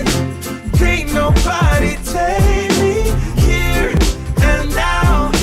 It's my time to ride it out. Brother Diallo, good morning, good morning. Six Dragon Daddy, what's going on, brother? Man, Six Dragon Daddy shared a bit of information with me yesterday that I was just definitely got to talk about that on the show one day. I got you. Behind me, but I'm still fly. Shay T, yes it will. All weekend long, you will be still fly. I'm still fly. Let's go. Love you, mama. I could be a hater like you. Close to make the man, but that poison's gonna kill you from the inside out. Malia, that is so adorable, Latif. Oh my gosh. You definitely got to send us a video of her singing, okay? I'm free. Can't nobody take me here and now. It's my time to ride it out. It's my time to ride it. I'm young, I'm free. Can't nobody take me here and now. It's my time to ride it out. It's my time to ride it out. It's your time. Oh. If you're on the bus, say yeah. Yeah. If you're on the train, say yeah. Yeah. If you gotta walk, say yeah. Yeah. Everybody's going somewhere. Yeah. Young or old, I really don't care. Yeah. Life has never really been fair. Yeah. So put your fist up in the air. Yeah. Say yeah. I'm young, I'm free. It's my favorite part. All right, y'all. It's more time for. See, I get happy and excited. Brain get messed up. All right, y'all. It's time for more Like It or Not, y'all. Here we go. It's my time to ride it. I'm young, I'm Hey, I like the filter. Here and now, it's my time to ride it out. This is our national anthem here on this show, Dr. Mack. To ride it This is our national anthem. Back in the day, Earth, Wind, and Fire, they had their national anthem. That's the way. Bum, bum, bum. Every time they play that, they would say, "This is our national anthem." On our show, this is our national anthem. Right. So anyway, Professor, I'm gonna always refer to you as Professor, because you be schooling us on here, and I appreciate the way you do it. You do it. You educate. I mean, what's the point of knowledge if you can't pass it down? Right. And you're not making you've never made any of us feel ignorant because we didn't know. But if now you also are the same type of brother who will say, like, if you just are going to ignore the truth, then you stupid as hell. So you ain't gonna coddle us long, but you're gonna give us an opportunity to learn. Talk about it. And Brother DJ and Sister Rebecca, I just want to give you a little bit of background. I'm from Jackson, went to Mississippi State, and I studied mechanical engineering. So I wasn't a historian by academic training. And so I still consider myself a student. So to anybody and everybody out there, if I say something that's in error or wrong, or you're asking me some question I don't know, I can easily tell you I just don't know. But trust and believe, I will go and try to research it and find it. So I consider myself a student of history. So I just want to put that out there. I ain't trying to be the be all to know all. That ain't. Well, no, well, these are places where we have to understand. We have to know. I just literally told you I went to school and graduated, fortunately, from the #1 HBCU in the nation, and never was taught about May 20th. Father, forgive her, for she knows not what she did. So agreed. And I don't know if that's written. But having you here, and tell me more about a little bit more about Tallahassee's history, Leon County, a county that I actually worked in, went to school in, lived in for years. And on the black side of the tracks, you teaching us or teaching me that it's a big deal, because there are a lot of things that we don't know, but you have taken time to put in the work to research. And not all of us are experts in certain areas, but you best believe it's going to be somebody out there who knows something, exactly that we can tug on and pull on to come teach it. So that's right. And sister, think about this from a historical Black colleges and university standpoint. It was the Lincoln administration that literally set that in motion. So they started a group, because one of the things they wanted to do is say, look, we're going to have 4 million Black folks that are now going to be free. And so what do? So they knew that they needed to give land to the newly freed slaves, to the newly freed enslaved. And that's another thing. So sometimes I may make that mistake, and we'll all do it. We should never say slave, because slave implies that we were born a slave. That's the way God intended us. No, we were enslaved. And the reason we need to say enslaved is because it reminds us and whoever it is that we're speaking to that somebody put us into slavery, right? So the term should be enslaved. So the Lincoln administration understood that. So they started the Freedmen's Bureau. And the Freedmen's Bureau was to do several things: to give land to the newly freed enslaved, to give political power to the newly freed enslaved, and to give education to the newly freed enslaved. So it was out of the Freedmen's Bureau that was chaired. It was run by a man named General Oliver Otis Howard. And General Oliver Otis Howard is who Howard University is named in honor of. That's right. So a lot of our historical Black colleges and universities came out of the Freedmen's Bureau. Professor Mack, you're supposed to let me sound smart there, because you told me that like 3 weeks ago, and you were supposed to let me jump in there and say, like, that's the founder of Howard University. And then we all pretend like, oh, Ben is so smart. Because you and Bubba was like, But all that happened was he and I talked about this like a week and a half ago. But you have made me sound so much smarter. And I thought I was a smart dude already. So I thank you for making me feel. No, honestly, no, I had a conversation with my brother-in-law. We were in Alabama just this past weekend, and we were talking about Juneteenth, because that's what everyone is talking about right now. And we were talking about the historical inaccuracies of it. And I'm just going down the line. I'm talking about December 6, 1865, as opposed to the Emancipation Proclamation. And I'm going down the line. And then I was like, you know what, let me just keep it real. I didn't know this a week ago. I didn't know any of it a week ago. That's all right. I learned it from Professor Mack. Well, let me say this as the professor.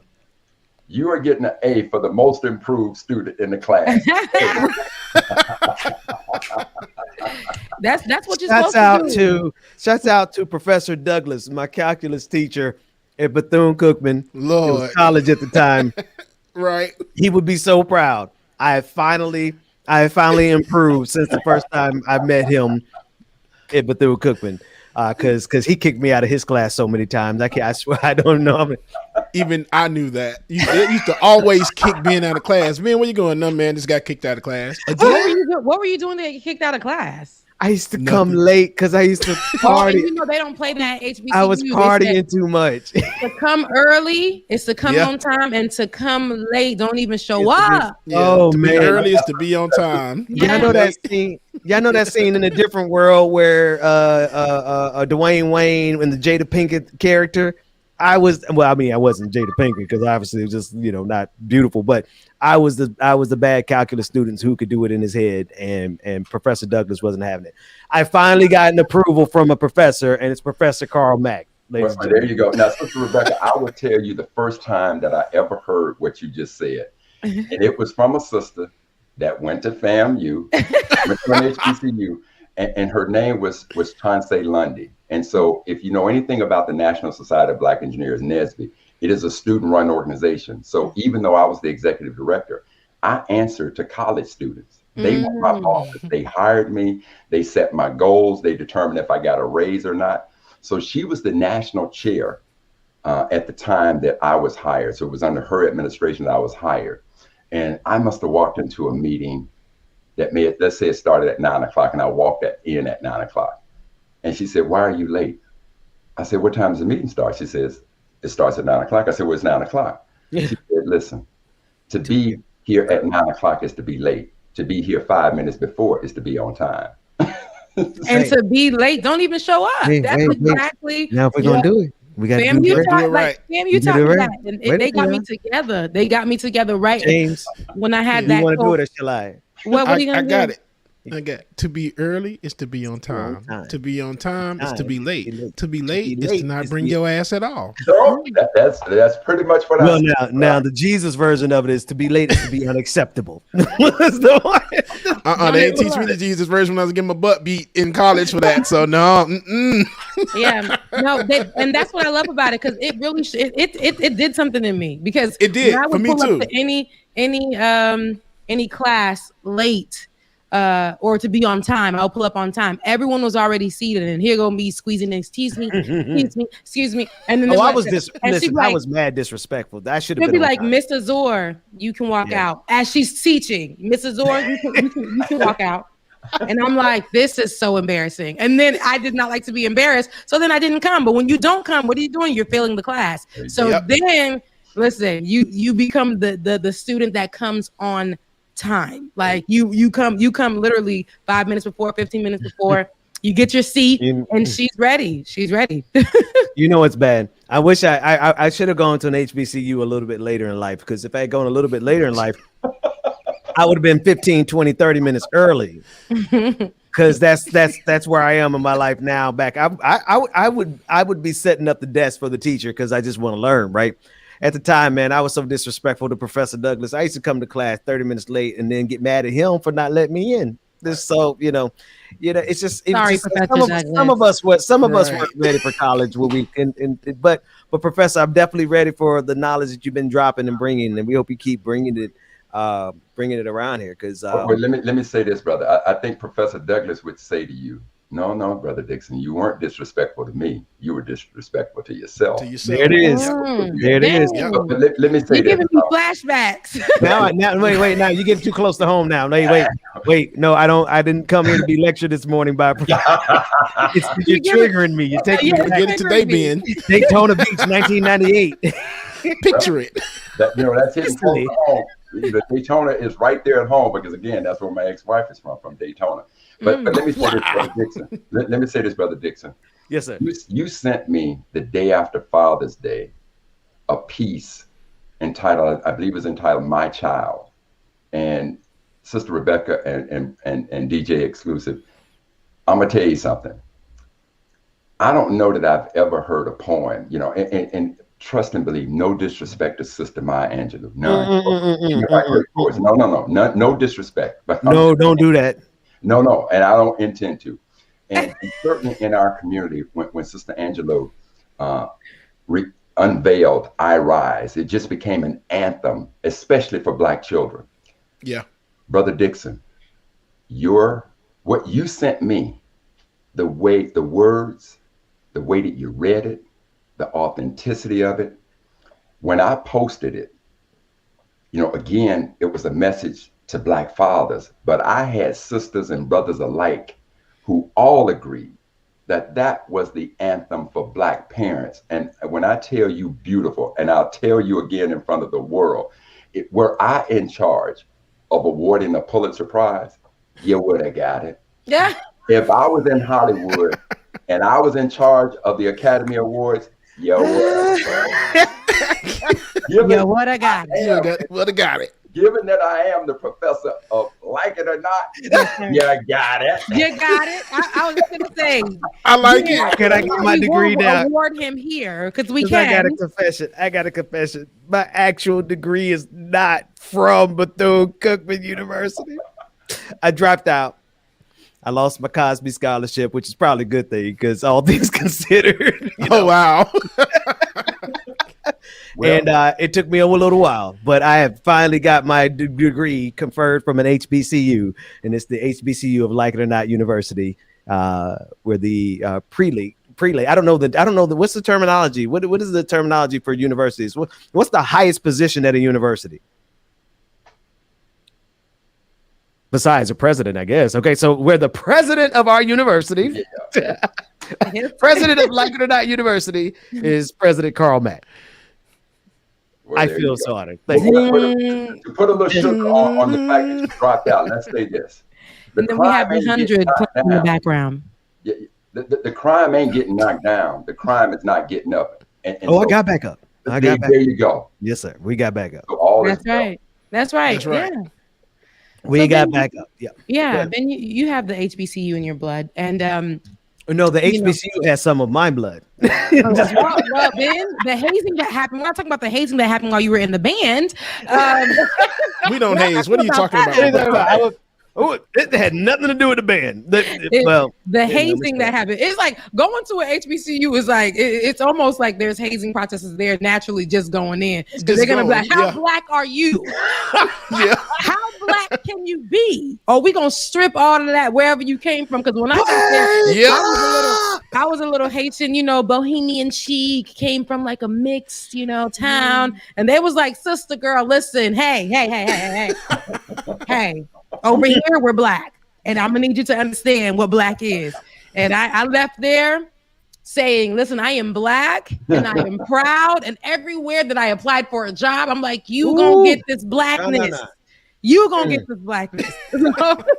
Y'all want to play a game? This is like most of the games I come up with so far have been pretty horrible. I think this one is gonna be pretty good. They have been pretty bad. I should practice them before I come on air. I should, but this one is easy because you said something, Rebecca, and it really touched my heart. You said Black is, and let's just go around one time and just say what is just one word. Black is what, and you can say Black is. I'll start. Black is magnificent. Professor Mack. Uplifting. Rebecca. Unapologetic. James. Magical.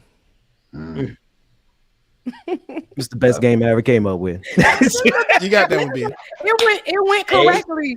Look, another Ben. What you doing? Showing off for the teacher? Like, cause you never right. I never get it right. I mean, like how long we been doing this and he hasn't got that right yet? And now you want to get it right today? Ben is throwing out games like, hey y'all, y'all gonna like this one. And it'd be so whack. It'd be so off.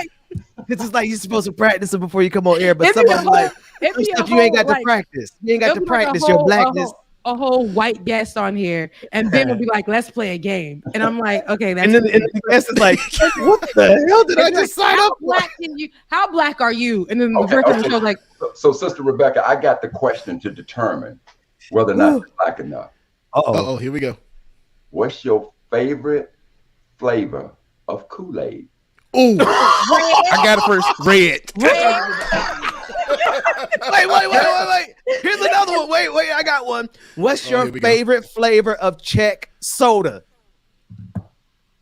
Red. The red. Cola. Red. No. Do we know the red can? Listen, red. There's a good answer, but the correct answer is peach. If you're from the South, you know peach Czech soda. All right, go ahead. Czech. Okay. Orange can. I know peach soda.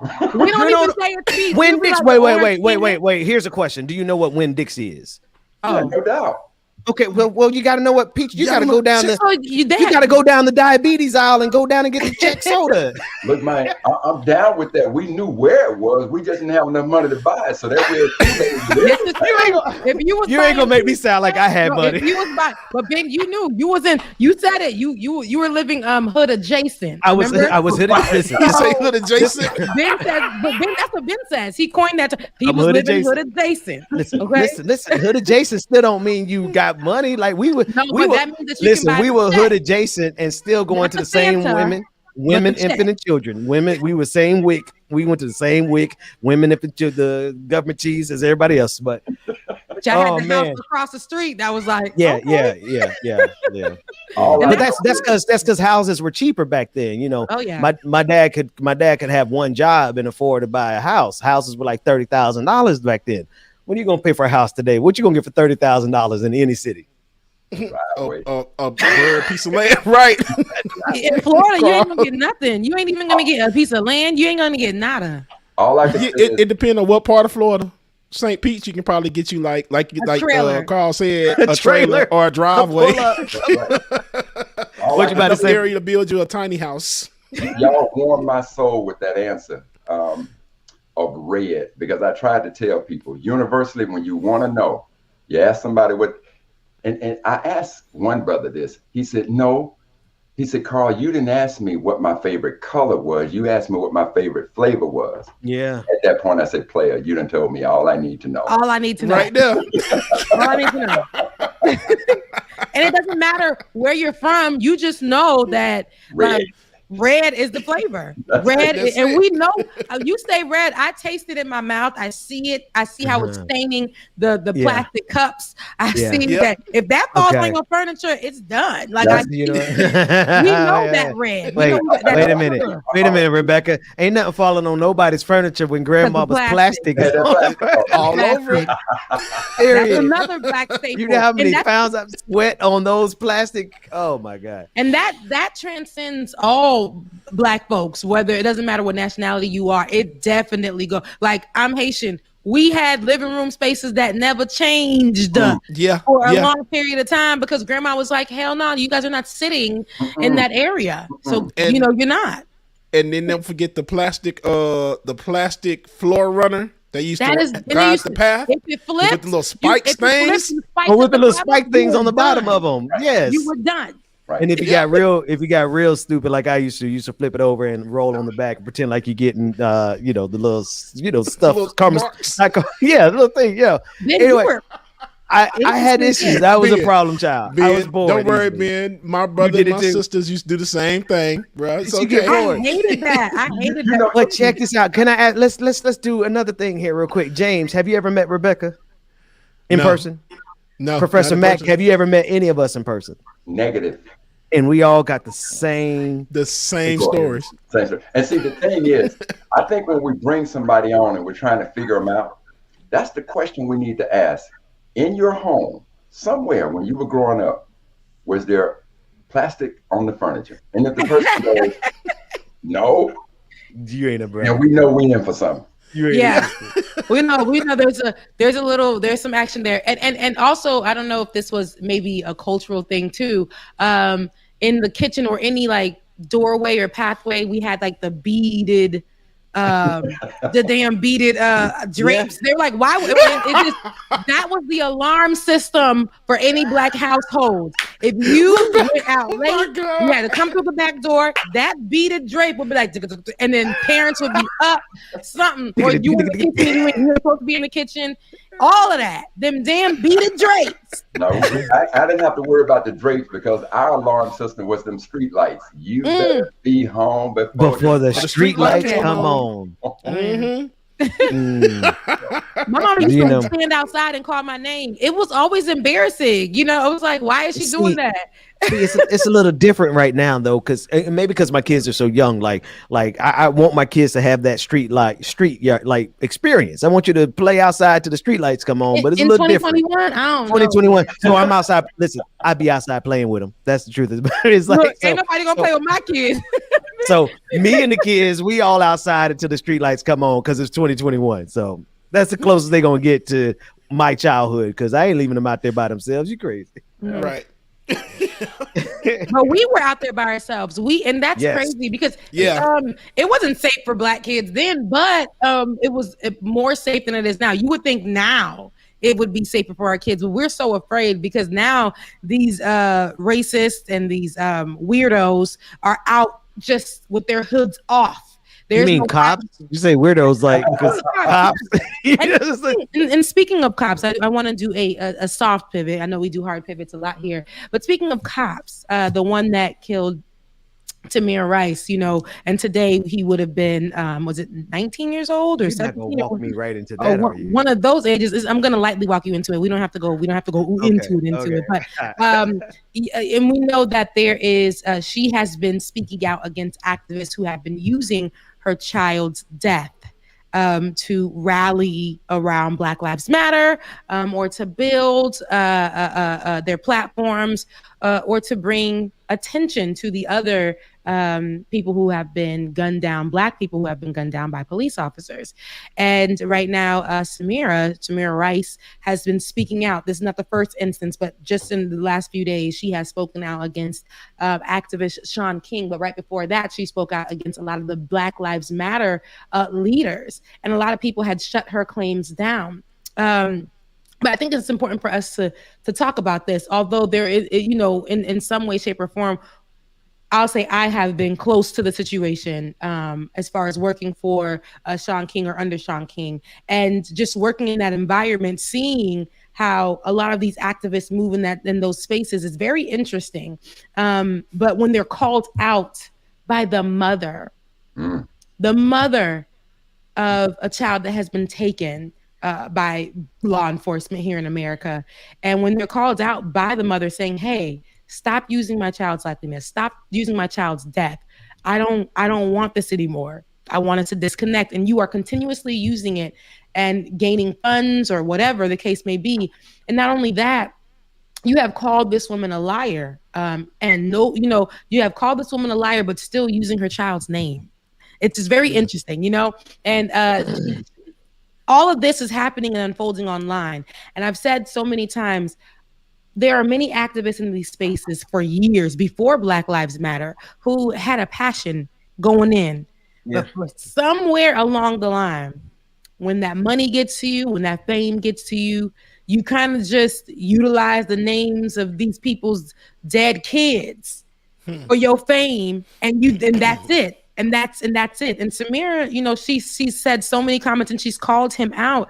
And most recently, this is the first time that I've ever seen any action happening against that man, as tough as it is. And there were lots of people who have many, many followers who have said so many things against this man, who have written publications, me being one of them, a part of those publications, to speak against this man and what he does.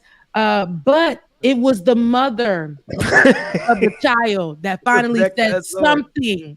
And to me, and this is the second time she said something, but it was her that had brung this man at least a couple notches down, because there are so many people who believe in false prophets. And I do call him a false prophet. And they're starting to see what we've been saying all along, which you can just Google and find. Sister Rebecca, I don't know the controversy behind Shaun King. So if you could you educate me on that? Well, I can speak from a personal point of view. And for me, there's no, nothing will happen to me. So that hasn't already happened. But Shaun King, I worked with him in. Just for the sake of, ain't not gonna happen to me either, though.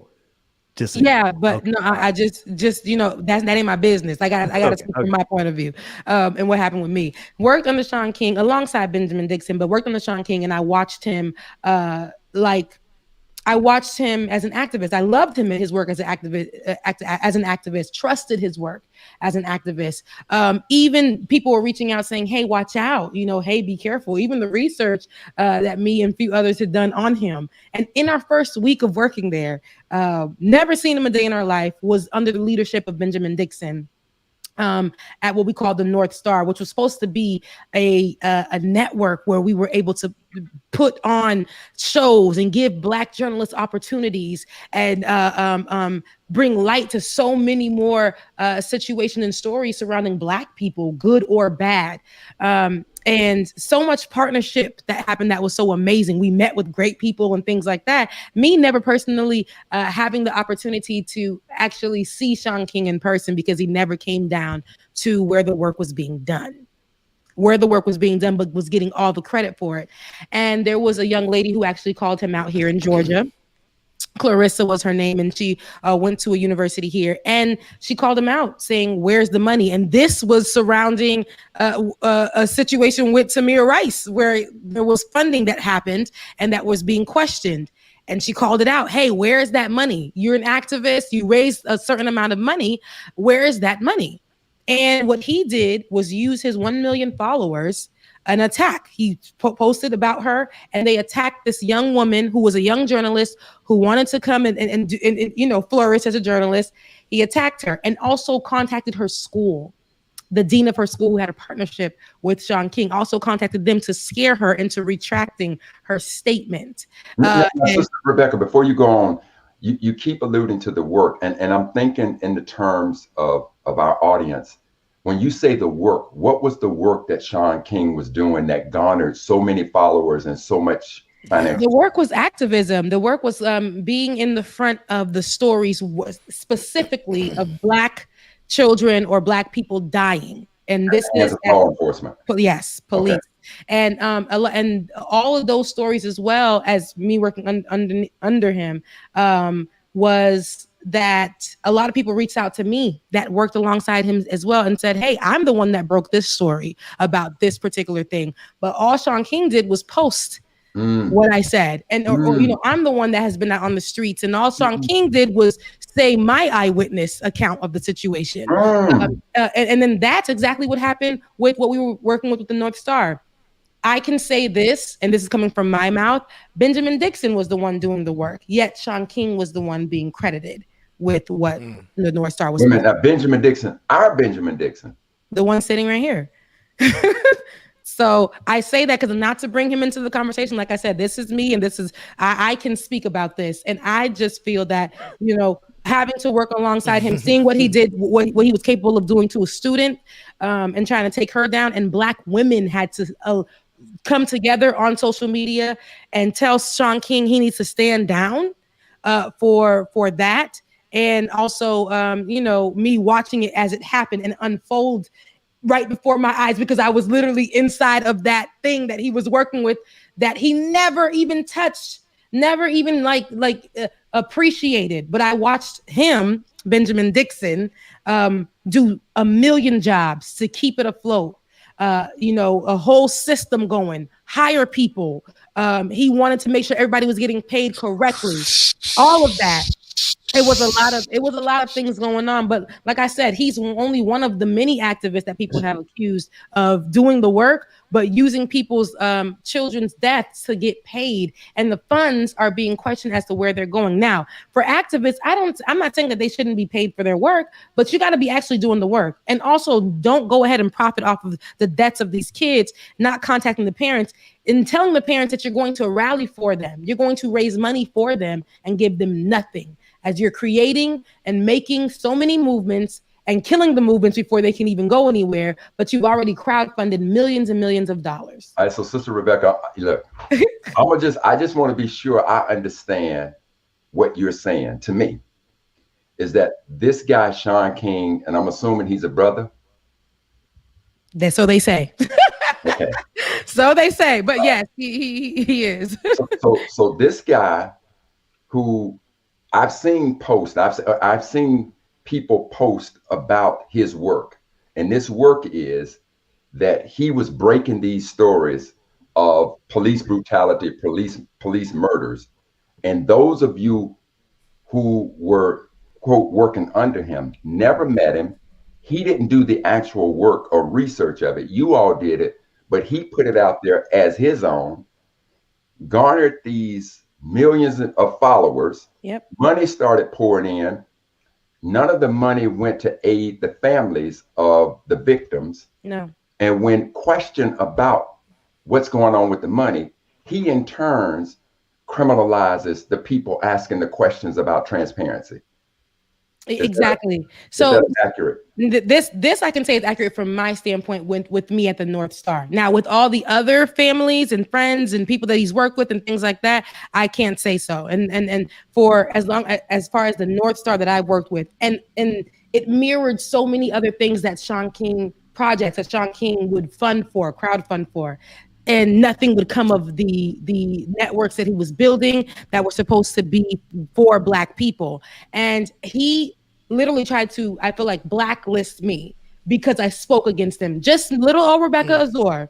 I spoke against him and I challenged him. For me, it had to stop somewhere. I watched him do this. And I already sat by, not idle, but I sat by in the background and watched him do this to a young journalist. And I had to say, oh, excuse me, are we going to talk about this? Are we going to make something happen with this? Are we going to, we got to talk about what he's doing to this girl. So I reached out to Shaun King and said, hey, we need to speak with you. Me and my two other colleagues, hey, we need to speak with you on the situation. There has to be a conversation about this. You can't attack people about something that could possibly be true. You can't do that. And so, this network that was supposed to be the North Star was supposed to be great and was supposed to be big. It was supposed to be us fighting for the families in a way of a lot of these police who have taken these kids' lives, and there was no actual media space for the stories to be told correctly, right? Yes, we'll see the threads on Twitter, but now we have this whole network where we can actually bring these mothers on the scene, talk about the situations, have the conversation for what they are. And that was that was one of the parts that, to me, I was so excited to be able to talk about politics from a Black perspective, to talk about great stories of Black people doing great things from a Black perspective, and to talk about police brutality. I'm talking from a radical perspective, right? And that was going to be so amazing. But because of all that was done and nothing that came of it, and this is the thing, he can literally pick up, use these people's money, the crowdfunding, pick up, say he's going to do something and disappear and have nothing. And okay, so my question to you is, because there's a question about the lack of transparency of the funds, and that's been posed to him, has he then come out to say, okay, I want to be completely transparent and show you exactly what kind of funding is coming in and exactly what we're doing with the funding? Has that level of transparency taken place? So yes, there was a whole thing that we did asking and breaking down with DeRay, where we all came in together, created this whole thing asking for each project where the money went, and showing what was made and things like that. And then he came out with something. It was almost like Donald Trump showing his taxes, right? It was very questionable. And he came out and said this is where my money went and things like that, but nothing was adding up. And so a lot of people were like, well, let's give him a break. Let's give him a break. He's doing good for the people. And a lot of people were showing, hey, he stole my work. He stole my work. He stole my work. He stole my work. But a lot of people were saying, hey, well, your work is available online. But they're saying, no, he stole my work and gave himself credit. He literally, not too long ago, coined himself a historian. So in this level of transparency, what about the families of the victims that he was supposedly speaking for? Were those families contacted and asked directly, how much funding did you receive as a result of trying to help? Now, again, not trying to make money off of the tragedy that happened within the family, but again, when something like that happens, you want to support the family, be it in their legal issues, trying to get funeral arrangements, whatever it is. Were families asked about what type of financial assistance they were given as a result of King's work? So most recently, a few mothers, when the story came out about a few other leaders with the Black Lives Matter movement, and some others had came out on behalf of people outside of Shaun King, although Shaun King was added into the conversation, saying, hey, they've some of this money has been out to me, or this hasn't affected me, but Samira Rice has stood on what she said. And I forget who it is, another person who had to deal with losing their child to police brutality or to police killing their kids, had spoke out with Samira Rice, and they both were saying, we haven't received anything. Sean King has said X, Y, and Z, and hasn't done anything for me. So he needs to stop using my child's death to make any money. And this is for Samira Rice. And this you can actually Google, or you can go on her Twitter page and you can see her literally listing down exactly what's happened. This is available all over the place, and it's made midstream media for a conversation wise, because he's so protected in this media space.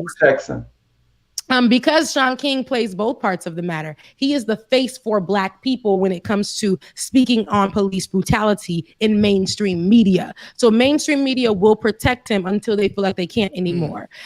So right now, Sean King can literally say, oh, hey guys, I know you've been hearing he can send out an email, because he does this all the time. And I'm pretty sure everyone who's watching right now knows what I'm talking about. When the heat is going on to Sean King, what he does is sends out an email. And he says, hey guys, I know that you see all that's going on, but I need your help. And that's how he usually starts his emails off.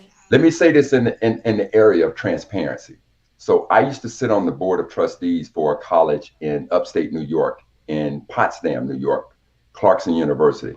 I was the only African-American board member there. And this was during my time when I was executive director of the National Society of Black Engineers.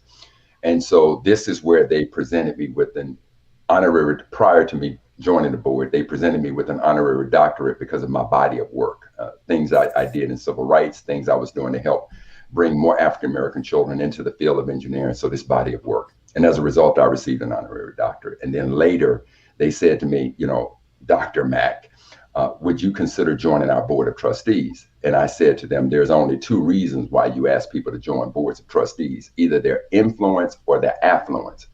And I ain't got no money to be sending to your university like that. And they laughed and said, no, we want you for your influence because we want to bring about diversity to the university. And so I sat on the board for a number of years. And as I questioned the admissions office about the number of Black kids in particular that were being recruited to come to the university, that number stayed low. And so one of the things I said to them is, we should grant, and sitting on the board of trustees, you would watch every year when the submissions comes for honorary doctorates to be given. And that process would literally take 2 minutes.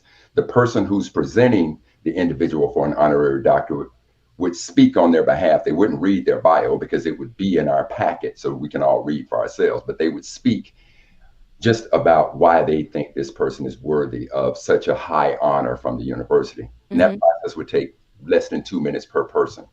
So in my thinking, nobody knows, Black folks, we don't know where Potsdam, New York, where it is, cold up there, a white liberal engineering school, but a phenomenal engineering school. So I said, in order to put Potsdam on the map so that our children would know, and one of the things about being a Black engineer in engineering is that you're one of few.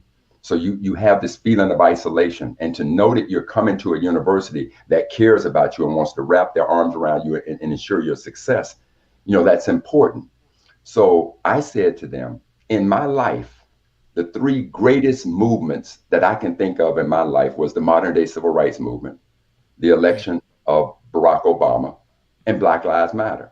And I said that about Black Lives Matter because I had never heard police brutality and police misconduct in our community. We've always spoken about it, but I've never heard this was talked about in presidential debates.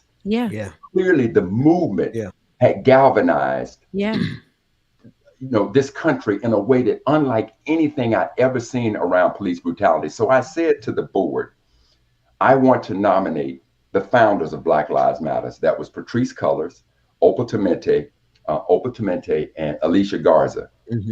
And so when I presented these three sisters, along with Deb Gillum, so you got love Alicia Garza, Deb Elam, and so you got to imagine that I'm presenting to the board of trustees 4 Black women at one time to be granted an honorary doctorate. In the history of this university, They've never granted an honorary doctorate to more than one Black person at a time, let alone the number of them. So I got 4 Black women. Now, Deb Elam was with GE. Her body of work speaks for itself. But when it came to speaking to these 3 Black women, about these 3 Black women, that conversation took almost an hour before they granted those awards. And it was during that time I got a chance to hear, you know, what I consider the most dangerous element in this country. See, I'm not worried about the white supremacists. I'm not worried about them, because you know where they sit. The most dangerous element for progress of Black folks in this country are the so-called white liberals. And I got to see that. And as a result of this, I ended up resigning from the board. Now, the doctorates were granted, but I talked about the fact that we need to make this a national issue. You know, let's send out to to all the top media, to all the Black press, that this is what this institution is doing, so that now Black children will be like, wait a minute, you mean to tell me that college up in upstate New York that I never heard of is giving honorary doctorates to these Black women? Let me take a look at this university. So it would be a way of letting Black families all around the country whose children are interested in engineering understand that we're creating a climate which is going to welcome and ensure the success of your child. It would have been a signal. It would have been a signal to say your kids are safe here. Absolutely. And instead, they kept it on the hush hush. And so now, you know, and I'm saying this to you, that these sisters were granted honorary doctorates because of what we did at Clarkson.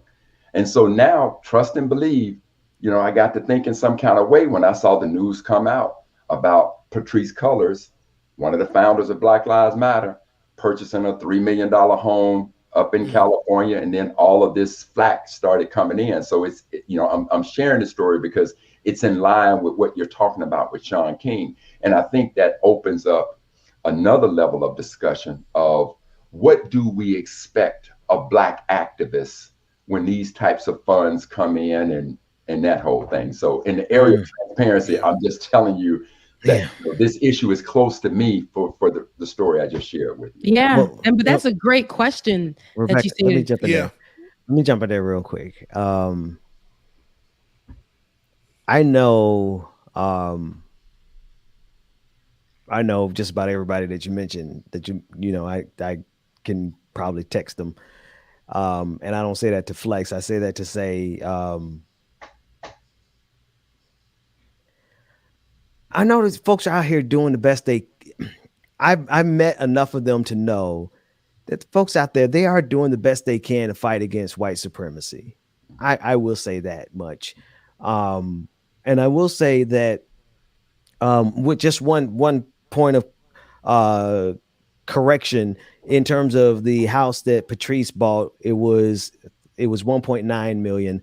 And I know that might sound like parsing differences, but in California, in that area, that $1 million difference is everything, because you know, that's really not that much. I never forget living in Boston. There was a house that I saw that I was on the corner lot, and I'm like, wow, I would love to get that for my kids. It looked like something in Mississippi that would cost like, you know, I don't know, $150,000. That was $900,000 in Boston. You know, so anyway, I don't have this, you know, I appreciate you all having that conversation, and because, you know, there are things that I've been privy to in situations, but I will say this though, y'all, like Black folks, the truth is always going to win. Yeah. The truth is going to win in the end.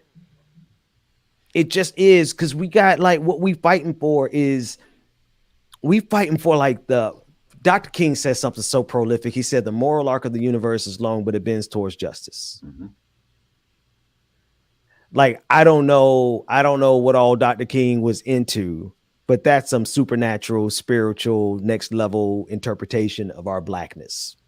Okay. And the fact that our Blackness has been aligned with the moral arc of the universe, and y'all gonna come out here and perpetrate a fraud? Anybody? I don't care if it's Fox News. I mean, like, see these white folks, They thought that they were going to perpetrate the narrative of the oppressed. We talked about that, Brother Mack, the narrative of the oppressed, how individuals who are oppressed, they have a very specific narrative. And these white folks on January 6th thought that they were oppressed. And they marched their silly behinds up the steps of the Capitol because they were oppressed because somebody asked them to wear a mask during the pandemic. And now they all facing charges because they perpetrated the fraud. They're not oppressed. They are the oppressors. How's Pharaoh? Like, I know there's a lot of traditions in terms of your interpretation of Pharaoh, but in the traditional Christian tradition, Pharaoh is the bad guy.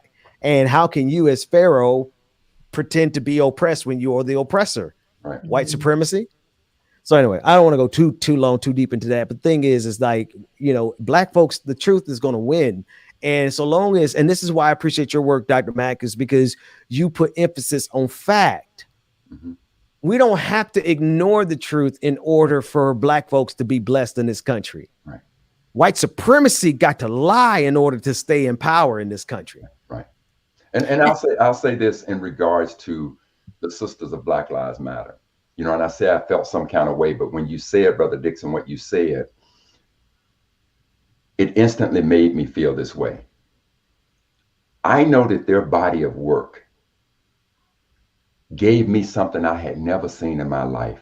And I'm saying the body of work of Black Lives Matter. What it gave me was when I watched them go into a courtroom and put handcuffs on Chauvin and escort him out in handcuffs. Never in my life have I seen a white police officer who murdered a black person be escorted out of a courtroom in handcuffs and convicted of it. I had never seen that in my life. Black Lives Matter, thank you. I had never seen, and today, even when we talk about the movement, in my life, I have argued against taking that Confederate, not my entire life, but in my adult life when I became socially conscious. Yeah. I've argued against removing that Confederate symbol from this flag in Mississippi. We've argued against removing Confederate statues. The murder of George Floyd and the outpouring of rage and anger in this country, that was birthed out of 3 words by 3 sisters. Yes, sir. Matter. So that body of work still makes me feel at this point, and I'm glad that we're having this because it certainly has been something, as Sister Rebecca, when you were talking about it, like, Carl, did you do the right thing? This conversation today has brought about closure to me, and I'm proud to have honored those sisters because the body of work that they did yielded those things. But should they be held accountable and should there be transparency? Oh yeah. But part of it is, this thing went viral real quick, right? And maybe when they set this up, they had no idea that they were going to be in the forefront of presidential debates. And maybe they didn't have the infrastructure set up. So, and to your point, Brother Dixon, $1.9 million in California ain't like you buying a $1.9 million home in Mississippi, okay? Or Atlanta. Come on, listen. Like, because y'all might read a report on me soon that I bought a $1.9 million home, and it's gonna be in Atlanta. Now it's gonna look like it's probably worth $60 million because Atlanta be popping, right? But in California, that gets you a little piece of land. But listen, Dr. Hart, I want to say this before I forget my point because I'm getting old here. I said this about Black Lives Matter, and I mean this. Like, I don't care if you are talking about the slogan. I don't care if you're talking about the organization. I don't care if you're talking about the specific sisters. They are deserving of a Nobel Peace Prize. In so much as you even care about the congratulations of a white institution. If you even care about that, they deserve the top in this country because it has brought about a movement that is unquestionably bringing good to all of humanity, not just Black people, but starting first and foremost with Black people. So Black Lives Matter definitely deserves that. The movement that it's created, the education, the awakening that it's done to people in itself. But I can't, we give credit to Black Lives Matter because they deserve. Those 3 women definitely deserve. Women's March that happened definitely deserve. The attention that brought up on Breonna Taylor, Black women definitely deserve. I never would not give credit where it's where it's due. They deserve, and I always talk about when they deserve. But like you said, we got to hold them accountable. But the specific person that I can't bypass, and I know Ben, you want to move on from it, but this is the last thing that I'm going to say about it, because I would be remiss, because this is the top story in Black media right now, if I did not talk about Shaun King, and me being right there, and I talk about being somebody who relates to every situation. I got to talk about that. And because I have a platform where I can now, because I was muted for so long, because of that situation, Shaun King needs to be held accountable. Yes. He has to be held accountable for what he's doing. And even in this woman is dealing with the death of her son. And then on today, this is just a few days ago that she brought this out about him. And on today, he should have been 19 years old. And her having to go through that, dealing with the death of her son, having to celebrate a birthday where she's not here to celebrate him turning 19, and Shaun King, who was supposed to be an assistant to the movement, bringing his name to light, but fighting for the justice for this child, but using it for monetary gain and not giving it to, and saying that he's assisting her, and she's saying there's no assistance, so just stop using the name. Just stop using his name when you use anybody. When you go and rally, just stop using my son's name. It's a simple ask, it's a simple task.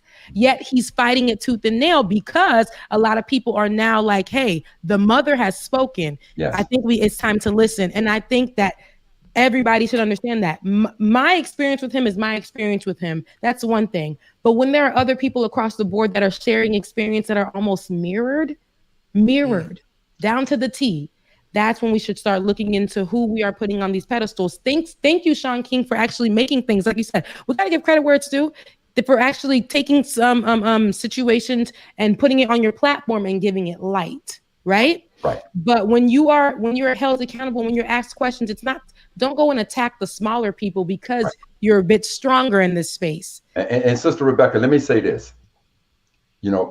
As I'm listening to you, I hearken back to Jemele Hill and what happened to her at ESPN. And I want to applaud you for having the courage to stand up, because see, I think the Black Lives Matter situation and Shaun King, they're totally different to me. I'm appalled at what you've shared with me. And as far as I'm concerned, you are this, I'm hearing it from a person who was directly in the movement with this guy.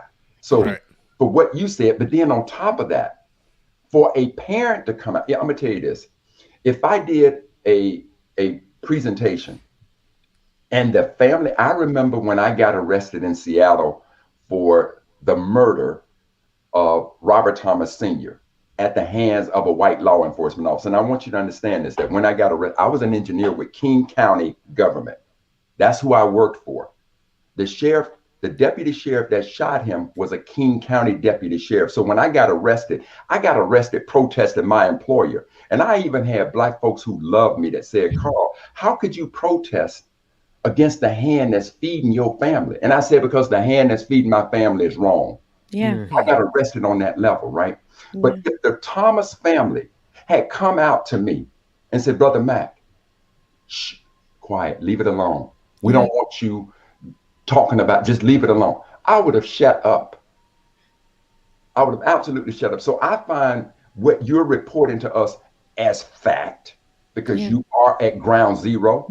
I'm appalled at this brother for what he's doing. And I've been afraid. When I say I've been afraid, like the fear of, they would try to put the fear of God in me. And I'm like, if I speak, am I going to get, so much so that other activists in that space was secretly hitting me up, calling my phone and asking me, am I okay? And I was saying, I can't even work. So I have to go back in, take away for my mental. And I got to go back to working corporate, because everywhere that I was working, they're like, oh, he was connected to Shaun King in some kind of way or whatever. And they so many women in that space were asking me just like, hey, do you need any help? Do you need this? Do you need that? It was a very, very tough time. That's why I said I can't. I have to speak up when it's time to speak up. And I've always spoken up after that. While I was working at my corporate job, I said I can't no longer be quiet because this man is doing a lot of wrong. You know, while he's brought a lot of light to situations, but he's taking people's work, and it's a lot of things surrounding that. And I feel like we're always going to have people in this space who probably start off with the best intentions, but may get lost along the way. And see, sister, and that brings me to the words of Mary McLeod Bethune. Since we're talking about Wildcats. In her last will and testament, she said this.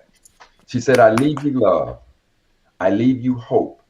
I leave you the challenge of developing confidence in one another. I leave you a thirst for education. I leave you respect for the use of power. I leave you faith. And above all, I leave you racial dignity. And see, what I'm hearing and what I'm seeing historically, Gwen Ifill, who was an icon of Black journalism. Oh, yeah. They tried to shut her down. Jamel Hill, they tried to shut her down. Now I'm listening to Sister Rebecca, and they've tried to shut you down. They've tried to, this attack against Black women in journalism who are now, and the reason we want you there is so that we can hear our voice from our perspective. But the moment that we start talking about real serious issues, then that liberal white person, that liberal right institution comes in and says, let me snatch your funding. The same thing that happened to Mark Lamont Hill at CNN, the same thing that happened to Roland Martin. This is what that supposedly white liberal media is doing. And so, as we're talking about topics that we need to delve deeper into, that's another one we need to delve into. So, because, and sister, I want to say this to you. We've never met, but trust and believe this.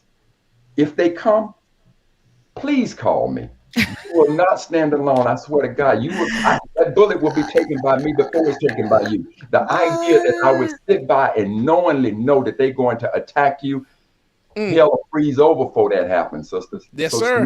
Trust and believe. If there's one call that you, Rebecca, you have a lifeline call. Who you want to be? I love it. I love it. Thank you. No, I really appreciate that. But the same thing, this topic, when we talk about the reaction of white liberal media to Black journalists, and in this case, Black women, I would love to see a movement of Black women journalists coming together and then talk. Let us talk and tell white liberal media, this is what we see you doing. Exactly. You're far more dangerous than the white supremacists. We know what they do. But see, you're underhandedness, and they try to pick us off one by one. So, sister, I applaud your courage. I appreciate you educating me on this issue, because I look at this totally different, but trust and believe what I said to you. You shall not you will not, you shall not stand alone. And I applaud you so much. Thank you. Thank you for your courage. Thank you so much. Thank you so much, because it took a lot, but thank you so much, Dr. Carl. Look, Dr. Carl Mack, I appreciate that. No, I'm your brother, baby girl. Thank you, brother Carl Mack. Thank you. I really feel that, but I feel the energy and I feel the genuine love. And like I said, I never met DJ Exclusive in the physical. Okay. But the same way he says, Rebecca, they not gonna no. I love the brotherhood, I love the sisterhood, and that's what it's about. You know what I mean? That's what it's about protecting each other in these spaces, because we're all we have. And it's also about getting each other together in these spaces, because we're all we have. If we don't hold each other accountable, then how are we going to make ourselves better? How are we going to, make sure that we are the ones who are, hey, that's not right. Hey, maybe you should try it this way. Hey, let me talk to you for a minute and give you some good counsel real quick. You ain't got to take it, but here, let's have a conversation. Listen, being new to the family. Brother Dixon, I have no idea about your support mechanism. I have no idea. But if for some reason this real talk that we're having on Like It or Not, if it negatively impacts you from whoever it is that's sponsoring, that's a discussion we need to have with them fools. Yeah. We are here to talk to you about our perspective. And this is why I resigned from the Board of Trustees at Clarkson. On one hand, you telling me that you want to hear this, right? On one hand, you want help. Then don't act like you know how to communicate with my community better than I. Come on. And so if you are here to support Brother Dixon, then listen to the Black perspective. And see, and they talk about they value diversity. See, and that's what has happened to us as a people when we sit at the table of diversity. Let me tell you what the table of diversity Talk about it. You know, the table of diversity is the white people sit at the table, Native Americans sit at the table, Asians, Hispanics, everybody sits at the table of diversity, and then the Black people, we sit at the table of diversity. And every other culture will tell you what their issues are. But because we don't know our history, we're sitting there arguing their issues. We're arguing everybody else's issues. Yeah. So for those companies, for anybody who supports, this is the kind of real talk that we want to have in our community. And if you want to threaten Brother Dixon, whoever you are that supports him, sit down with us and let's talk about it. Because you're going to be held accountable too. We're going to call you for what you are. Hey man, that Jackson, Mississippi almost came out shit right there though. That Jackson, Mississippi came out. No, but he's saying that's a good point. It's always real. These are the real types of conversations that we need to have with the CNNs of the world who want to claim to be so liberal. But the moment that we start talking somewhere, we as Black folk, ESPN, player Jamil Hill ain't Mickey Mouse. She ain't Minnie Mouse now. You know, all of a sudden you want to quiet her down because she's bringing a Black perspective, a strong Black woman perspective. Sister Rebecca is bringing a Black perspective. And now for your love in journalism, won't nobody touch you because Sean King, the puppet master, the gatekeeper, can somehow keep you out. No, Brother King, bring your ass on up in here and let's talk about this. Let's have and I'm not afraid that I have said so many times, let's have a conversation. When I was leaving that place, I'm like, let's have a conversation. He's like, okay, call me at this number. Never. Hey, Sean King, let me say right now, won't you come on here? Come on, like it or not, and let's find out if we like you or not. Because right now I don't like you. Exactly. And I'm like, I wanted so hard. I wanted so hard to trust him and do all that. And I did put my trust in him, and he let me down. And I thought, okay, let me just remove myself from the situation. But he will use his power. And it wasn't, this is my opinion, felt like he had an issue with Black women. Because if you speak to the Black women that have worked alongside this man, all of them will tell you they felt attacked, belittled, and, by him, by working alongside him, by creating something with him, and it never going through. Okay, so Rebecca, how about this then? How about you contact all those Black women, bring them on Like It or Not, and let us hear direct. See, I heard directly from you, a source, and your experience. Let's bring the collective of these sisters together and let us hear from them. I'll definitely, because we've had like a chat. So I'll definitely contact them and see what we can do. But for the sake of Like It or Not, that'll be a conversation with Benjamin Dixon. Now, but now, just to wrap it up, I think that wait a minute. This is Like It or Not with Rebecca Azor. It definitely is. I'm still waiting on you to bring me your music. Because my opening music is corny. It's like Look, 5 years. We need your music. Has been in the game, and we've tried to shift it, and it keeps going back to Like It or Not. But for the sake of the Benjamin Dixon brand, this all is my opinions, my feelings, and my own experience. So that's fact, and that's true. I say this just to make sure that this is news, right? This situation that's happening right now that I'm speaking of is news. People are being affected by him and his actions, and it should be a conversation. I don't want to Cuomo the situation because it's right next to me. I can't speak on it, right? And I speak on it at a level where it's fluff. I'm not going to do that. So any activists in these spaces, and it's us too, who have these spaces where we're speaking, we gotta make sure that we are not hurting the people when we're giving content, or when we're using their work, or when we're bringing experts on. We have to make sure we're doing this thing right, because when we don't, we hurt people. And when we go ahead and look at it for greed, we start hurting ourselves. The movement now is not genuine, and it isn't authentic. And that's why I say I want Like It or Not to be genuine and authentic, and be unapologetic. Yes. Because this is our platform. And that's why I say I want a lot of our experts to be Black, because this is our platform. And this is where we have the opportunity to have Black experts speaking, Black activists speaking, Black doctors, Black lawyers, all of those in this particular space, because we have them. So I'm in solidarity with everybody who's doing the good work, and thank you, Benjamin Dixon, for introducing us to Dr. Carl Mack. It's a blessing to have this space. I tell you what, sister, you have been food for my soul this morning. I'm so proud. I'm humbled by your courage, your wherewithal. God, I love you.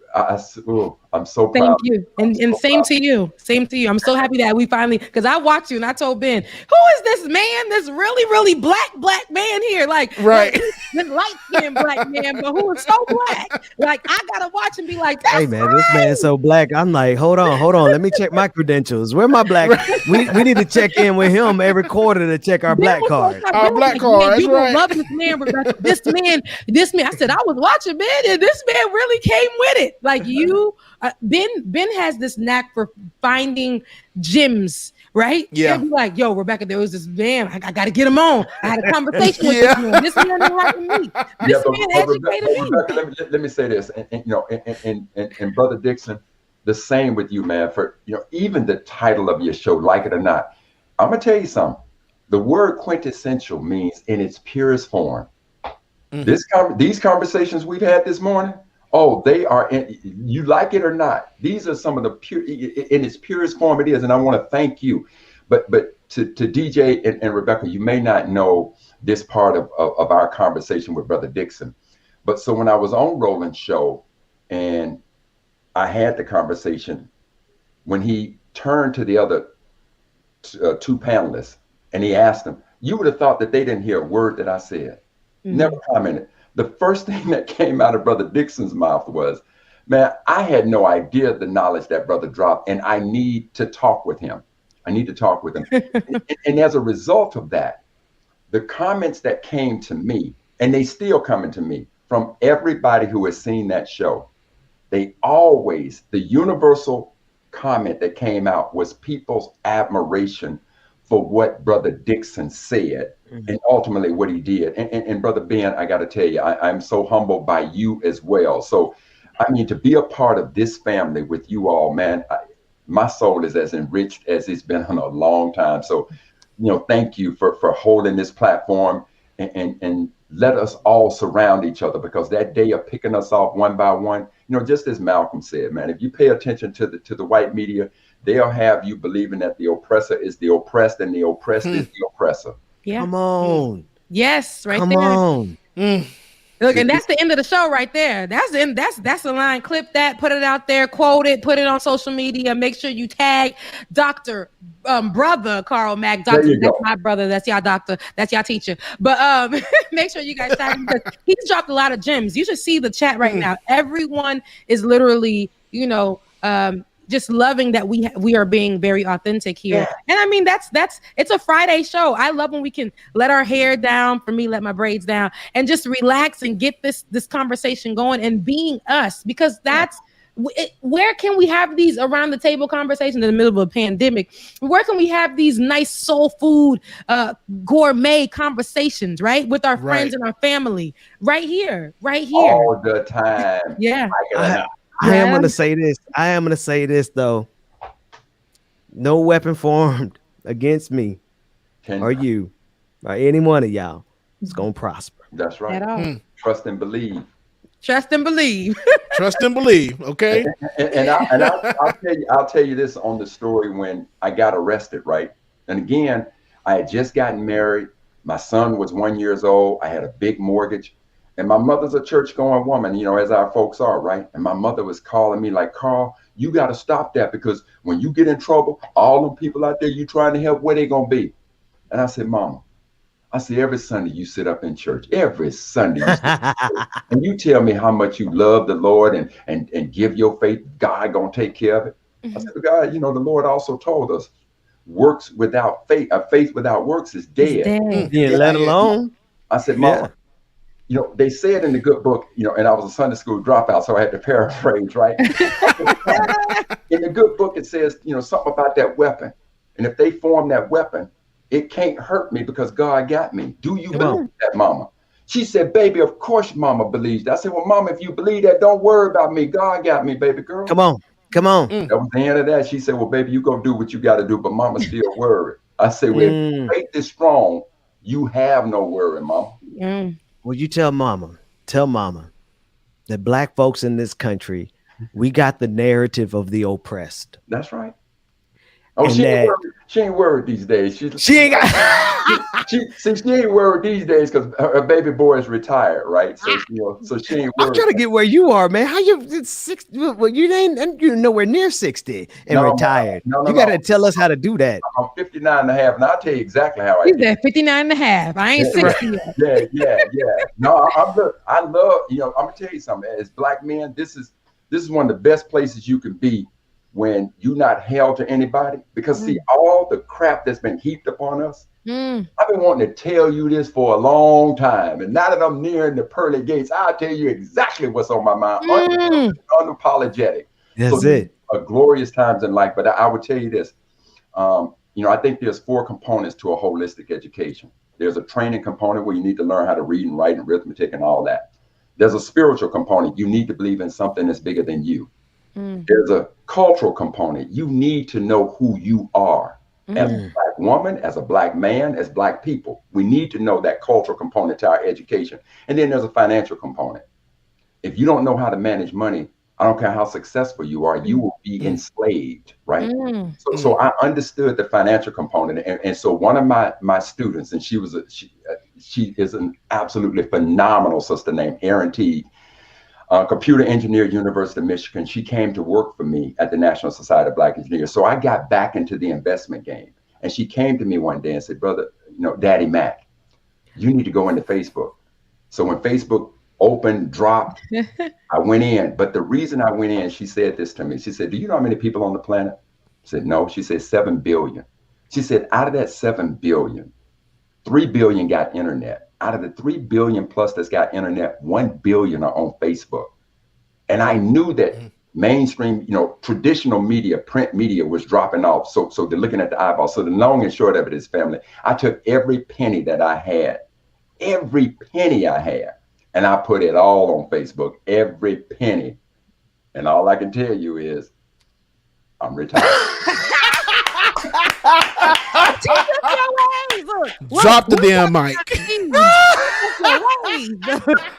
Teach us your ways. He said, okay. Listen, ladies and gentlemen, non-gender conforming individuals who are listening to the podcast, might I just recommend you go watch that video clip. That's all I got to say. Go watch that. Yeah. But thank you so much for coming on the show. Look, it's been very, and thank God that, I made it to today's show, and I got a chance to talk with you and or be here and experience you in real time.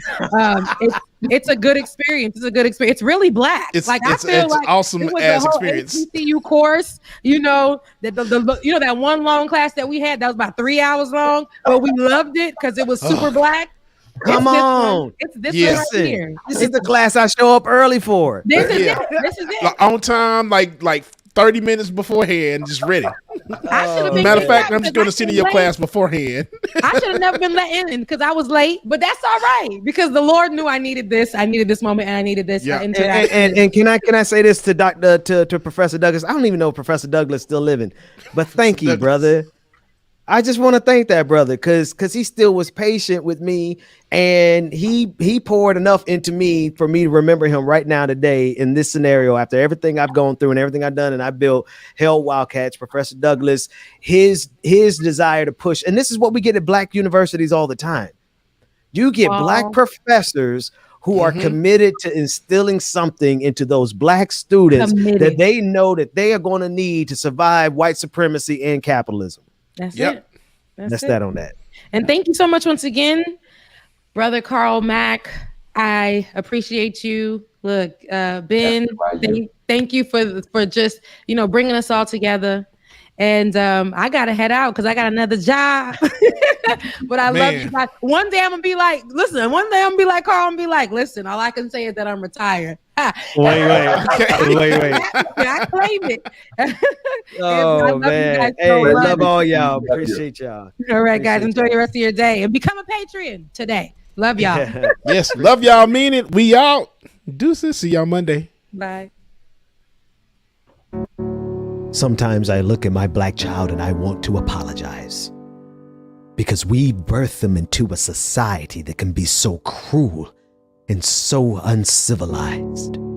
The very thought of my black child venturing into this world without me silently terrorizes, a lingering torment I've been forced to compartmentalize. Because you see, their black child could very well have been my own. Empathy is when we grieve for their black child just like you would grieve for your own. Sometimes I look at my black child and I want to level with them, because they were born into a system that will assassinate their character even after it has assassinated them, forcing our black parents to defend their black child's legacy before they've even had a chance to bury them. All because they were born into a system that has mastered the art of dehumanizing them. But I gotta compartmentalize that away, because look at my black child when they go outside and play. They dream, they dance, and deduce with the magnificence of their blackness, only to have it gentrified and de-seasoned to be made palatable for the white masses. But look at my black child, the descendant of people this empire could never break. A people so strong that their catalog of traumas is encoded in our DNA. A people who have survived everything this universe has ever thrown our way. A people for whom overcoming is no longer sufficient. We shall lead the way. They will call you lazy when they know you work harder. They will call you ignorant because they fear you're smarter. They'll call you ugly even when you are the object of their desire. They will call you uncivilized when they are the barbarians at the gates of their own empire.